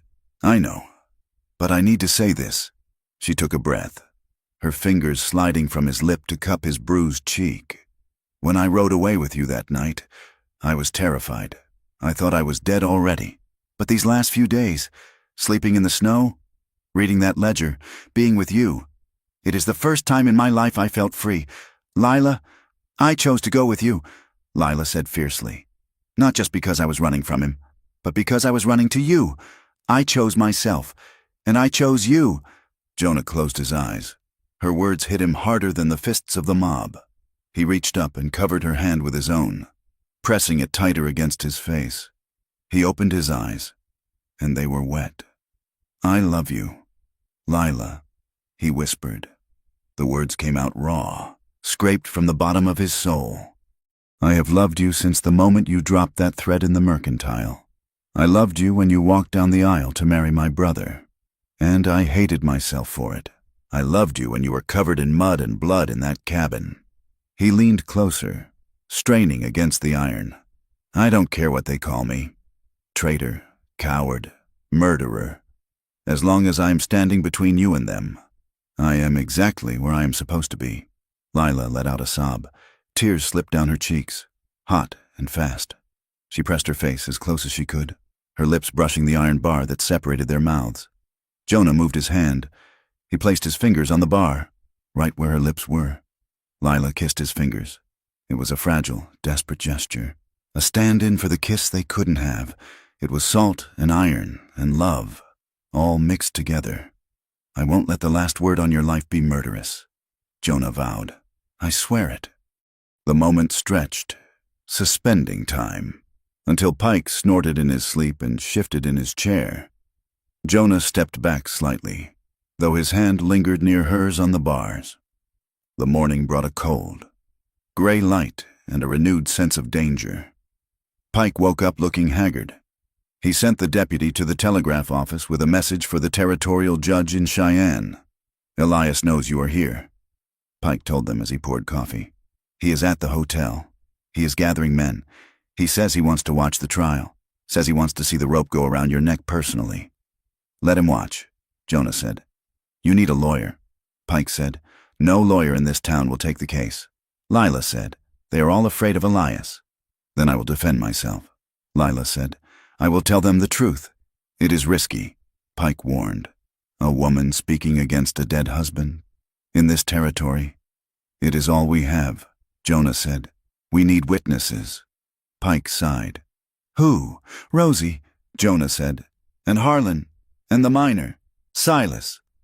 And Martha, the washerwoman. They are scared rabbits, Pike said. They are, Jonah agreed. But they hate Caleb almost as much as they fear Elias. If you go to them, Amos, if you tell them you are standing with us, they might come. Pike rubbed his face. You want me to round up a posse of witnesses against the richest man in the valley? I want you to be the sheriff, Jonah said. Pike looked at the ledger, which sat on his desk. He looked at his own name written in ink. He looked at Lila, sitting in the cell with her head held high. Damn it, Pike muttered. He stood up and put his hat on. I will talk to them, but don't expect miracles. He left the deputy to guard them and went out into the hostile morning. The day passed in agonizing slowness. The town outside was a hive of activity. Through the small barred window of the cell, Lila could hear the rhythmic hammering of carpenters building something in the square. She didn't have to ask what it was. They were building a gallows. Jonah sat on the bench, cleaning the blood from his face with the rag Pike had left. He talked to her, keeping her focused. He quizzed her on the ledger, on the dates, on the details. He was drilling her like a soldier. Late in the afternoon, Pike returned. He looked exhausted. Well, Jonah asked. Rosie is in, Pike said. She said she has nothing to lose but her job. And she hates the whiskey there anyway. And the others? Harlan is terrified. He packed a bag to run. I had to threaten to arrest him for embezzlement to make him stay. But he has the other pages of the ledger. What about Martha? Lila asked. Pike nodded. She cried, but she said she would do it. For you. A small, fragile circle of truth was forming. It wasn't much. A saloon girl, a crook, and a washerwoman. But it was something. The judge arrives tomorrow on the noon stage. Pike said, Judge Thaddeus Moore. He is a hard man, doesn't like nonsense. That is good, Jonah said. We don't have nonsense. We have facts. That night, the noise in the square grew louder. Men were drinking, shouting Lila's name, firing guns into the air. Lila lay on the straw mattress, listening to the hate. It felt like a physical weight pressing on the roof of the jail. Jonah, she whispered. I am here. He answered from the dark. Are we going to die tomorrow? Jonah was silent for a long moment. Not if I have anything to say about it, he said, but his hand drifted to his holster, checking the smooth wood of his gun grip in the dark. He knew the odds. He knew his father, and he knew that truth, in the West, was often just a story told by the man with the best aim. But he also knew Lila. He looked at her silhouette in the dim cell. She was broken and bruised and terrified, but she was unbroken. She was the bravest thing he had ever seen. Get some sleep. Lila, he said softly, you need your strength. Tomorrow, We fight. Lila closed her eyes, visualizing the ledger, visualizing the truth, visualizing Jonah's hand on hers. Tomorrow, she thought. Tomorrow. It ends. One way or another. Judge Thaddeus Moore stepped off the midday stagecoach with the weary precision of a man who had spent 3 decades traveling between dusty hellholes, dispensing law in a land that preferred lead. He was a scarecrow of a man, tall and gaunt, with a face carved from granite and eyes that had seen every variation of human ugliness. He carried a leather satchel that contained his gavel and a worn Bible, the only 2 tools he trusted to keep civilization from sliding back into the mud. Bitter Creek was seething. The town square was packed tight with wagons and horses. Men stood in knots on the boardwalks, their hands drifting near their holsters, eyes hard and expectant. They were not here for justice. They were here for a show. They were here to see the bride who killed a king hang by her pretty neck. The courthouse was a stifling box of a building, the air inside already thick with the smell of sweat, wet wool, and stale tobacco. Every bench was filled. People spilled out of the doorways and pressed their faces against the glass of the windows. Lila McKenna sat at the defense table. Her wrists were bound in heavy iron cuffs that chafed her raw skin. She wore the simple gray dress Rosie had lent her, scrubbed clean but ill-fitting. Her hair was pulled back, revealing the pale face that had become the subject of every dark whisper in the territory. Her stomach twisted into tight, painful knots, but she kept her chin lifted. She would not give them the satisfaction of seeing her tremble.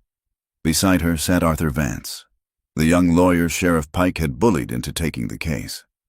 Vance was sweating profusely, wiping his spectacles every 30 seconds. He looked like a man standing on the tracks with a train bearing down on him. On the other side of the aisle sat the prosecutor, Horace Blackwood. He was a bulldog of a man from Cheyenne, hired by Elias Ransom's money to ensure a swift hanging. And behind him, in the front row, sat Elias himself. The patriarch of the Ransom Empire looked diminished but dangerous, his arm in a sling from a riding accident, his eyes burning with a cold, hate-filled fire fixed squarely on Lila. "All rise," the bailiff shouted. Judge Moore swept in, his black robes billowing like storm clouds. He took his seat, banged the gavel once, a sound like a gunshot that silenced the room instantly, and looked over his spectacles. "We are here to try the case of the Territory versus Lila Ransom, formerly McKenna, for the murder of Caleb Ransom," the judge intoned, his voice dry as parchment. Blackwood stood up. He hooked his thumbs into his waistcoat and paced before the jury. 12 men, mostly ranchers and merchants who owed money or fear to the Ransom name. "Gentlemen," Blackwood began, his voice booming, "this is a simple case, a tragic case. A woman of low means, desperate for wealth, entrapped a good and generous man. She married him for his land, and on her very wedding night, having secured his name, she conspired with his jealous brother to murder him in cold blood.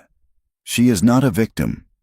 She is a black widow, and she must pay the price." Vance stood up, his voice shaking slightly. "Gentlemen, we will show that this was not murder. It was a desperate act of self-defense by a terrified woman fighting for her life against a brutal assault." A ripple of scoffing laughter moved through the room. A man in the back shouted, "She didn't look terrified when she ran off with the brother." "Order," Judge Moore shouted, banging the gavel. "One more outburst and I will clear this court." The trial moved with the grinding slowness of a nightmare. Witnesses were called. Ranch hands who swore Caleb was a saint.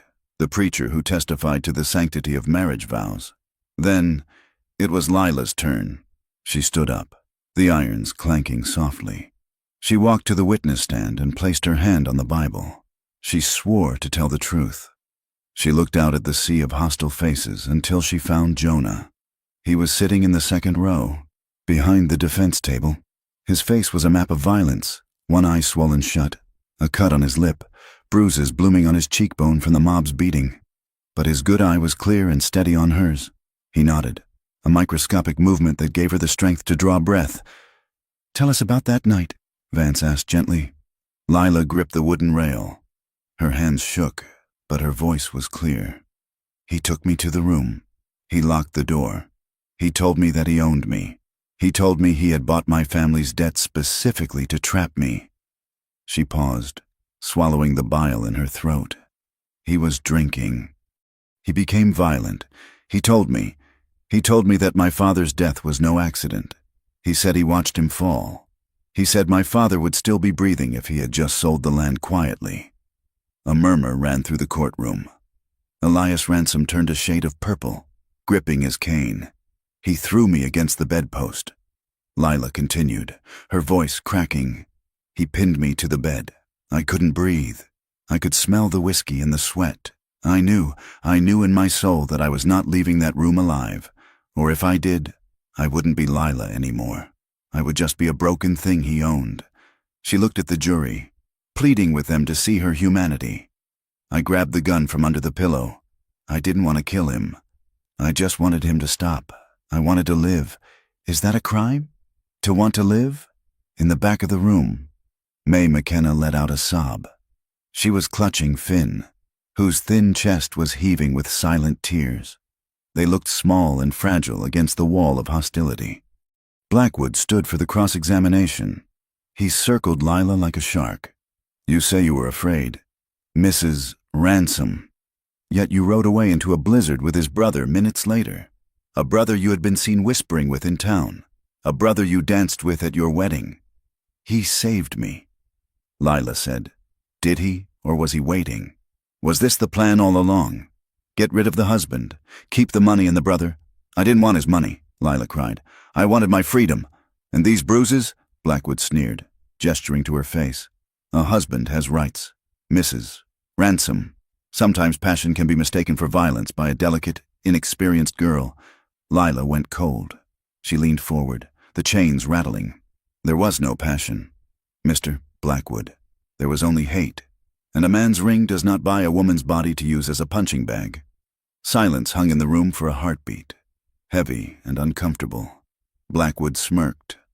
No further questions. Vance called his witnesses. They were a motley group, terrified and trembling. But they came. Harlan, the bookkeeper, took the stand. He looked like he wanted to vomit, but he produced the pages. This is Caleb's handwriting, Harlan said, his voice barely a squeak. It details payments, bribes. Judge Moore took the pages. He adjusted his spectacles. He read in silence for a long time. The scratching of his pen was the only sound in the room. August 12th, the judge read aloud. Payment to Sheriff Pike, $50, to lose the witness report on the barn fire. He looked up at Pike, who was standing by the door. Is this true, Sheriff? Pike stepped forward, taking his hat off. His face was pale, but he didn't look away. It is. Your Honor, I took the money. I told myself it was for the town. But I knew what Caleb was. I knew he was crooked. I didn't know about the murder, sir. I swear on my mother's grave. But I took the money. The admission hit the room like a physical blow.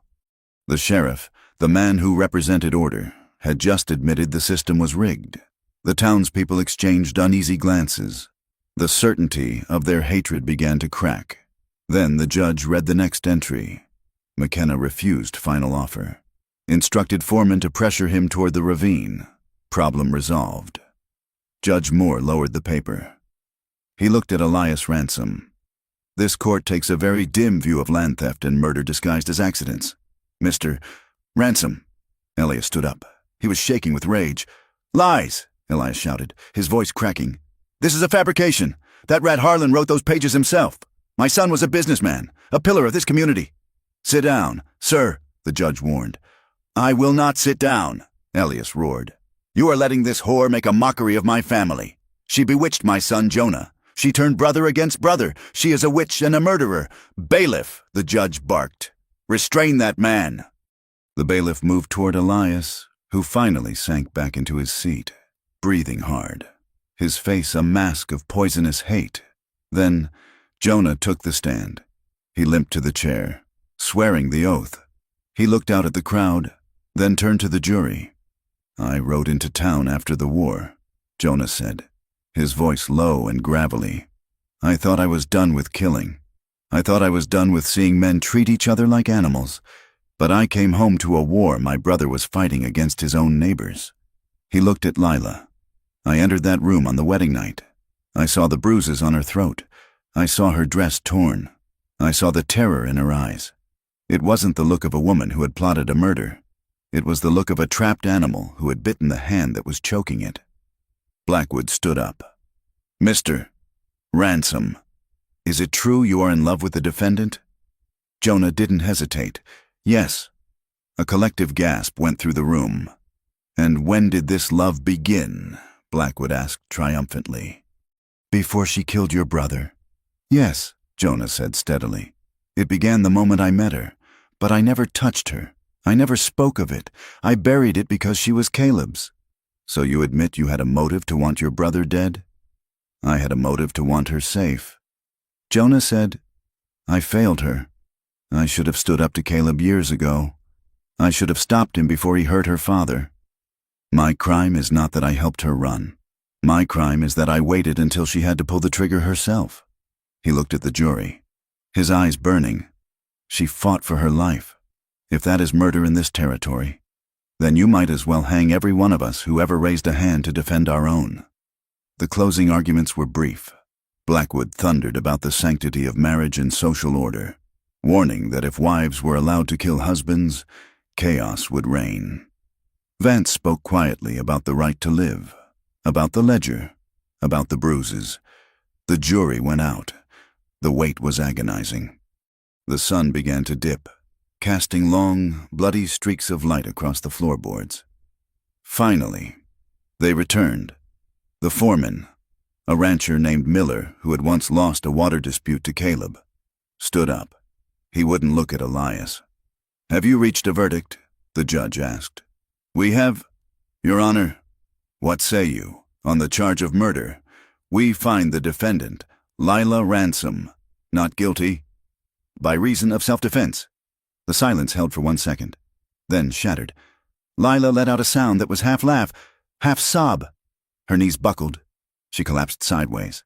Jonah vaulted over the railing, ignoring the bailiff, and caught her before she hit the floor. He held her, his arms wrapping around her shaking shoulders, burying his face in her hair. "It's over," he whispered. "It's over." May and Finn pushed through the crowd, weeping, grabbing at Lila's hands, hugging Jonah. It was a knot of joy and exhaustion in the center of the room. But around them, the mood was not one of celebration. Half the room was angry. They felt cheated. They felt that a rich man's blood had been spilled without payment. They glared at the group, muttering curses, spitting on the floor as they filed out. Judge Moore banged his gavel. "This court is adjourned. Sheriff, clear the building." Pike moved in, looking relieved but wary. "We need to get you out the back way," he told Jonah and Lila. "The crowd outside isn't happy." "I am not going out the back," Lila said, wiping her tears. She stood up, leaning on Jonah but standing on her own feet. "I am done hiding." She walked toward the main doors, Jonah at her side, his hand hovering near his gun. May and Finn trailed behind, shielded by Pike. They pushed open the heavy double doors and stepped out onto the courthouse steps. The sun was setting, painting the sky in violent shades of purple and orange. A crowd of 50 or 60 people had lingered. They went silent as Lila appeared. It was a heavy, sullen silence. Then, a movement at the bottom of the steps broke the stillness. Elias Ransom stepped out from behind a wagon. He was trembling, his face slick with sweat and madness. In his good hand, he held a heavy Colt revolver. He raised it, the barrel shaking but aimed directly at Lila's chest. "There is no justice in this world," Elias screamed. "If the law won't do it, I will." Time seemed to warp, slowing down into a series of jagged images. Lila saw the black bore of the gun. She saw the spit flying from Elias's mouth. She saw the crowd shrinking back. Jonah saw it too. He didn't think. He didn't hesitate. He stepped in front of Lila, spreading his arms, placing his body directly in the line of fire. "No!" Jonah shouted. Lila saw his back. She saw the target he was making of himself, and something in her snapped. She had not survived Caleb, the blizzard, the hunger, and the trial just to watch the man she loved die on a set of wooden steps. She didn't scream. She moved. She shoved Jonah hard, throwing her weight against his bad leg. He stumbled, falling to the side, exposing her, but she didn't stand there to be shot. She lunged to the right, toward Sheriff Pike, who was frozen in shock. Her hand snaked out and ripped his revolver from its holster. It was a smooth, desperate motion, born of the muscle memory her father had drilled into her on the range. She spun, leveling the heavy gun. She didn't aim for Elias's heart. She didn't aim for his head. She aimed for the threat. She fired. The recoil jarred her arm to the shoulder. The bullet tore through the air and struck Elias's hand, the hand holding the gun. There was a spray of red mist. Elias screamed, a high, thin sound, and his revolver sent spinning away into the dust. He clutched his mangled hand, dropping to his knees, wailing in pain. The crowd gasped, a collective intake of breath that sucked the air out of the square. Lila stood there, chest heaving, the sheriff's gun still raised, smoke drifting from the barrel. She looked wild and terrifying and magnificent. She was not a victim. She was a force of nature. Jonah scrambled up from where he had fallen. He looked at Lila, then at his father bleeding in the dirt. He looked at Lila with a mixture of shock and awe. Sheriff Pike snapped out of his trance. He ran down the steps, kicking Elias's gun away. "Get the doc," Pike shouted to the crowd. "Get the doc now." He looked up at the townspeople, his face flushed with adrenaline. "This is over," Pike bellowed, his voice echoing off the storefronts. "There will be no more killing today. There will be no more lynchings in my town. The ledger is open, and the law has spoken. Go home." The crowd stared. They looked at the sobbing patriarch in the dust, the man they had feared for 20 years, now brought low by a seamstress. They looked at Lila, who slowly lowered the gun, but did not drop it. Something shifted in their eyes. It wasn't love. It wasn't forgiveness. But it was respect. The grudging, hard-won respect of the frontier for anyone who could stand their ground against a storm. Lila turned to Pike and handed him the gun. "Handle first. He is not dead," she said, her voice shaking now that the adrenaline was fading. "I just stopped him." Pike took the gun. He looked at her with a new expression. "You surely did, Mrs. Ransom. You surely did." Jonah limped over to her. He didn't care about the crowd. He didn't care about his father wailing in the dirt. He pulled her to him, checking her frantically. "Are you hit?" he demanded. "No," she whispered. He wrapped his arms around her, holding her so tight she could barely breathe. She buried her face in his neck, smelling the dust and the sweat and the life of him. "Let's go," Jonah said. "Let's get out of here." May and Finn rushed down, surrounding them. They walked away from the courthouse, moving through the parting crowd. No one shouted insults. No one threw stones. The townspeople just watched them go, silent witnesses to the end of an era. They walked toward the edge of town, toward the open plains where the wind was blowing, cold and clean, washing away the stench of the courtroom and the blood in the dust. The acquittal was a legal victory, but it was not a cure. Bitter Creek had seen the truth laid bare in the courthouse, but truth is a hard thing to swallow for a town built on comfortable lies. Lila walked down Main Street 2 days after the trial, her head high, but she could feel the eyes on her. They watched from behind lace curtains and the dusty windows of the Mercantile. The whispers followed her like dry leaves skittering on the pavement. To the men in the saloon, she was the woman who had shot a ransom. To the women in the church, she was the widow who had run off with her brother-in-law before the body was cold. The verdict said innocent, but the town said scandal. Jonah felt it too. He had been cut off from the Double R. Elias, recovering from his shattered hand in a fury of opium and brandy, had formally disowned him. Jonah was a man without land, without a name, and without a place in the only valley he had ever known. They stood in the small parlor of May's house, the air thick with the smell of packing dust and brewing coffee. "We can't stay," Lila said quietly. She looked out the window at the street where a group of children stopped to point at the house. "We will never just be people here, Jonah. We will always be the story." Jonah nodded, leaning against the doorframe. He looked tired, the bruises on his face fading to a sickly yellow, but his eyes were clear.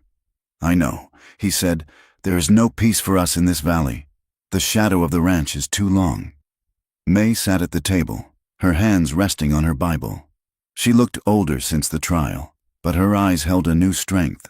She had seen her daughter stand against a giant and win. "You have to go," May said firmly. "You have to go find a place where the wind doesn't whisper the name Ransom." "But we can't leave you," Lila protested, turning to her mother. "The debt is gone, but the hate isn't. We will be fine," Finn piped up from the corner. He was whittling a piece of pine, his breathing easier now that the stress of the trial had lifted. "I can handle a few old biddies at the market. Lila," May smiled a thin, brave smile. "We will follow you. Lila, once you are settled, once you have a roof that doesn't leak and a stove that works, send for us then. But for now, you two need to disappear. You need to heal."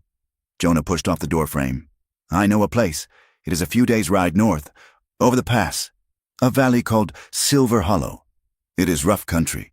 The winters are hard, and the soil is full of rocks, but it is empty. No one claims it. Empty sounds perfect," Lila whispered. The departure was set for dawn the next morning. It was a tearful, hurried affair. The sky was a bruised purple in the east when Jonah brought the horses around. 2 sturdy paints he had bought with the last of his army pay, and a pack mule loaded with supplies. May hugged Lila fiercely, pressing a small, leather-bound book into her hands. "It is not much," May said, her voice thick with tears, "but it comforted me when your father passed. Maybe it will give you peace when the nights are quiet." Lila took the Bible, her fingers tracing the worn cover. "I will write to you, Mama, the moment we stop." Finn walked up to Jonah. The boy looked up at the scarred man who had been the villain in everyone's stories, and then the hero. Finn didn't offer a handshake. He threw his thin arms around Jonah's waist, burying his face in Jonah's coat. "You take care of her." Finn muffled against the wool. "You make sure she is safe." "I will," Jonah promised, his hand resting gently on the boy's head. "With my life." "Finn." They mounted up as the sun crested the horizon, painting the town of Bitter Creek in a deceptively soft light. They did not look back. They rode past the church, past the jailhouse where they had confessed their love through iron bars, and past the turnoff to the Ransom Ranch. They rode north, toward the mountains that stood like a wall between their past and their future. The journey into the high country was a trial by stone and ice. The trail Jonah knew was little more than a deer track that wound through narrow passes where the wind howled like a wounded animal. They rode in silence for long stretches. The only sounds, the clatter of hooves on shale and the rush of wind in the pines. The luxury of the Ransom estate and the cramped confinement of the town were replaced by a vast, indifferent wildness. Here, there was no gossip. There was only the sun, the wind, and the relentless demand of the trail. They crossed rivers that ran fast and frigid with snowmelt, the water numbing their legs as the horses fought the current. They climbed ridges where the air was so thin it burned their lungs, looking out over a sea of pine and granite that stretched forever. At night, the temperature dropped until the air snapped. They made camp in the shelter of rock overhangs or dense timber. Jonah built the fires, his hands efficient and sure. Lila cooked their meager rations of beans and salt pork in the single iron skillet they had brought. They sat by the fire, the darkness pressing in around them. This was the intimacy they had craved in the jail cell. But out here, stripped of the drama of the trial, it was quiet and tentative. They were two people learning the shape of each other without the threat of death hanging over them. Lila watched Jonah tend the horses, speaking to them in a low, rumbling voice. She saw the way he favored his bad leg after a long day in the saddle, and the way he always positioned his bedroll between her and the darkness of the woods.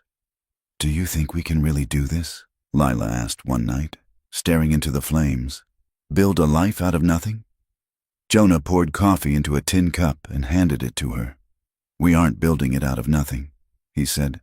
"We are building it out of truth. That is a stronger foundation than my father ever had. 5 days of riding brought them to the valley. It was not a paradise. It was a rugged slash in the earth, walled in by gray cliffs and thick with scrub oak and pine. A crooked creek wound through the center, the water clear and cold. The soil, when Jonah dismounted and dug his heel into it, was dark but rocky. "It needs work," Jonah said, looking at the overgrown meadow. "A lot of work." Lila climbed down from her horse. She stood beside him, her boots sinking into the grass.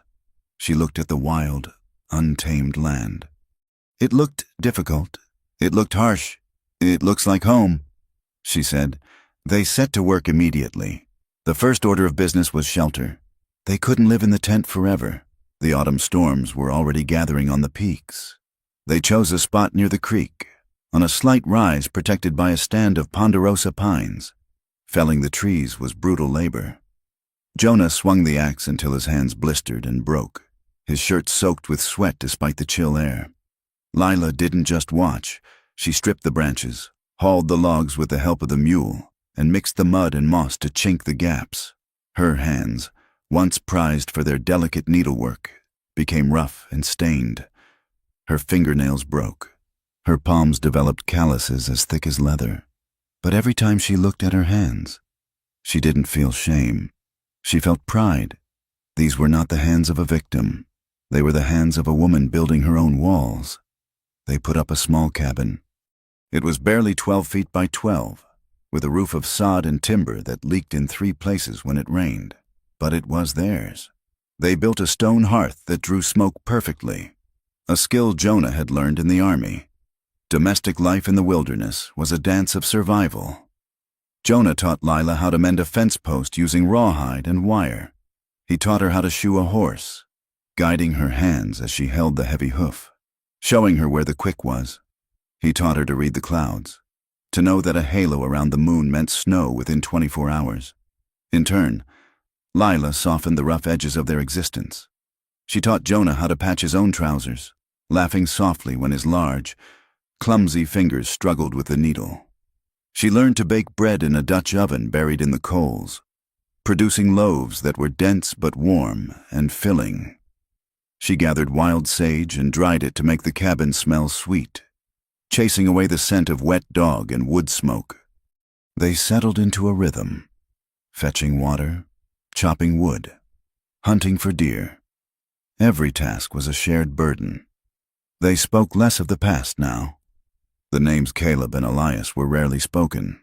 Instead, they spoke of the roof, the horses, the winter wheat they hoped to plant in the spring. But the wild was not done testing them. It was late October when the storm hit. It came out of the north with a ferocity that caught them off guard. It wasn't snow, but a freezing, lashing rain that fell in sheets, turning the ground to soup. The creek, usually a gentle murmur, began to roar. Jonah woke in the middle of the night to the sound of water. He threw open the door.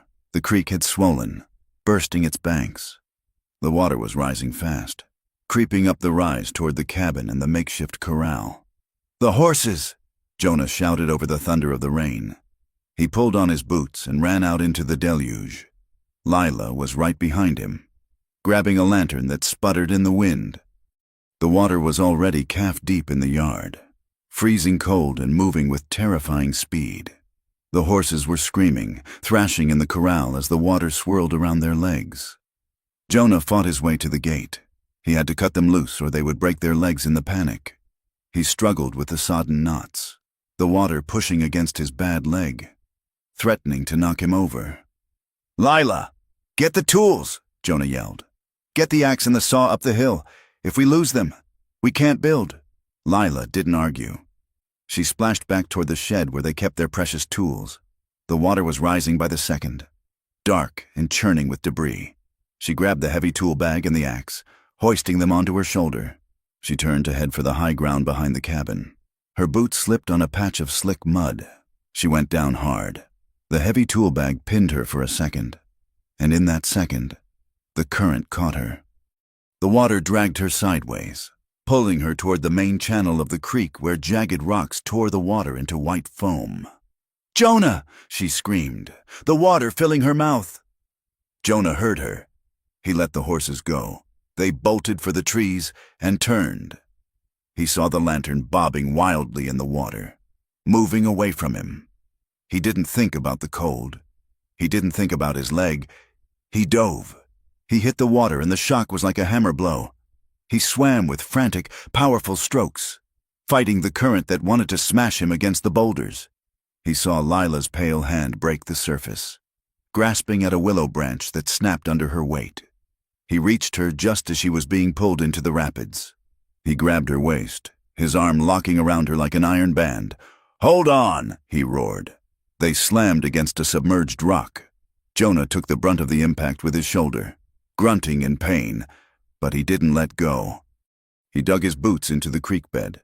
Finding purchase on the gravel, he hauled them both toward the bank. It was a brutal struggle, inch by inch against the crushing weight of the river. Finally, they collapsed onto a large, flat boulder that rose above the floodwaters.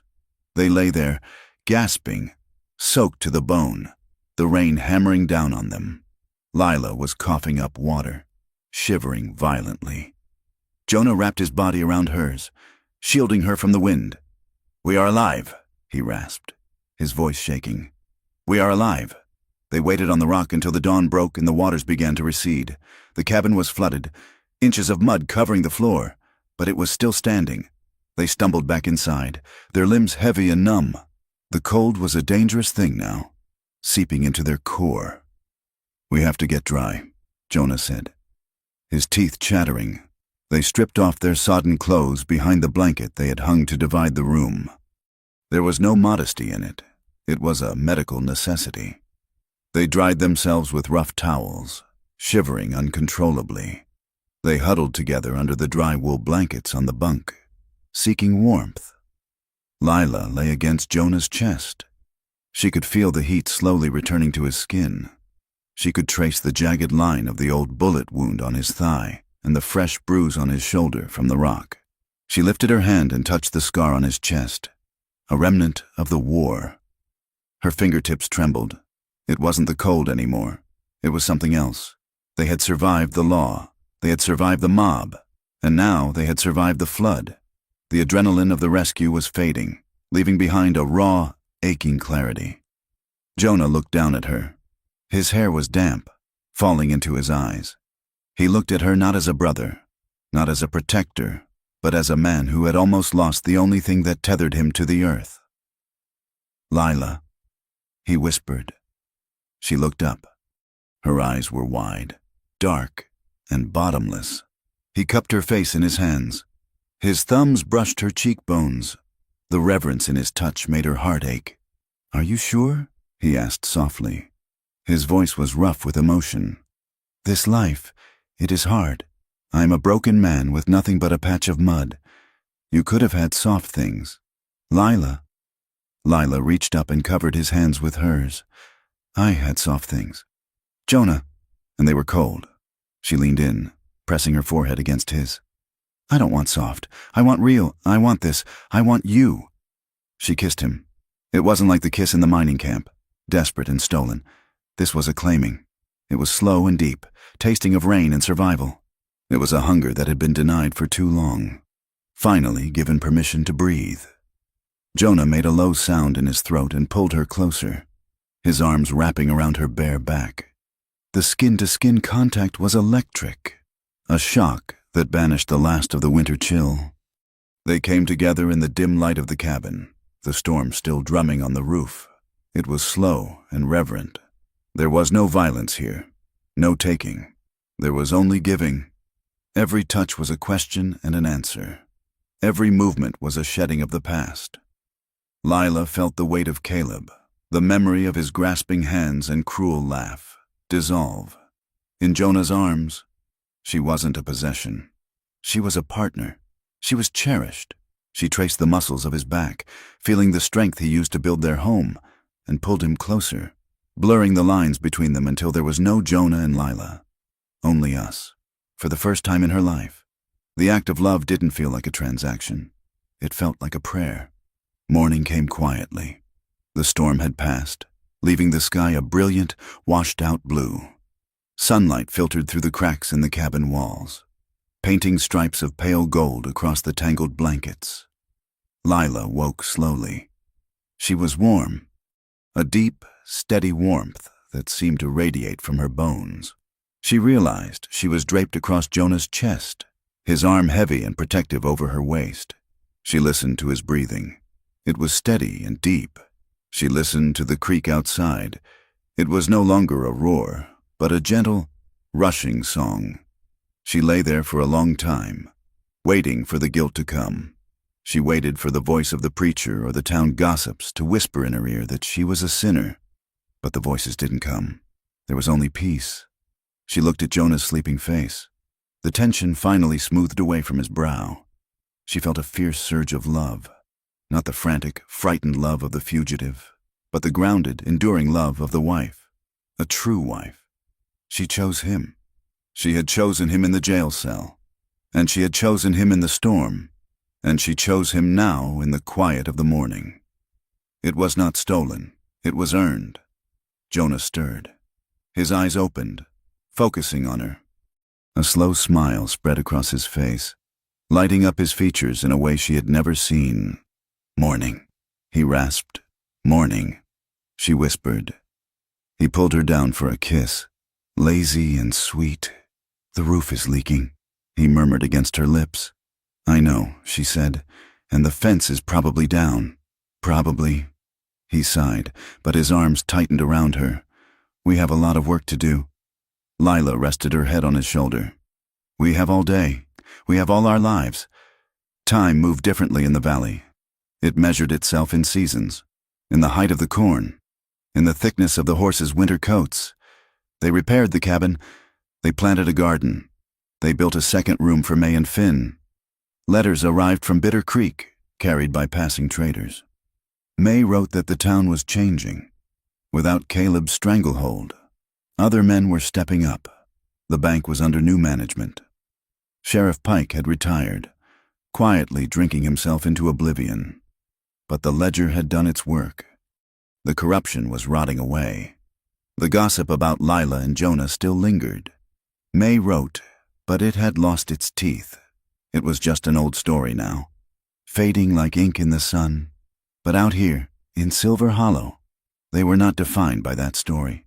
When neighbors eventually came, a family settling 10 miles down the creek, they didn't know Lila as the bride who shot her husband. They knew her as the woman with the best vegetable garden in the territory and the steady hand who helped birth their breech calf.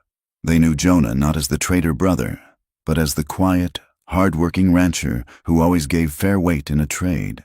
They built a life that was hard, simple, and entirely their own. One evening, a year after they had arrived, Lila and Jonah stood on the porch of the expanded cabin. The sun was setting the valley on fire with shades of red and gold. The wind carried the scent of pine resin and damp earth. In the corral, 2 new foals were chasing each other. Inside the house, the table was set for 4, waiting for the arrival of May and Finn, who were due within the week. Jonah stepped up behind Lila. He wrapped his arms around her waist, resting his chin on her shoulder. His hands, scarred and strong, rested over hers on the railing. He looked out at the valley, then turned his face into her hair. "I still can't believe it sometimes," he murmured. "What?" Lila asked, leaning back into him. "That you rode away with me? That night, you could have stayed. You could have testified and then left alone. You could have found a man with a whole face and a straight leg." Lila turned in his arms. She looked up at him, studying the face she knew better than her own. She traced the white line of the scar on his cheek. "I didn't want a man who was whole because he had never been broken," Lila said softly. "I wanted a man who knew what it cost to put himself back together." She took his hand and pressed it to her heart.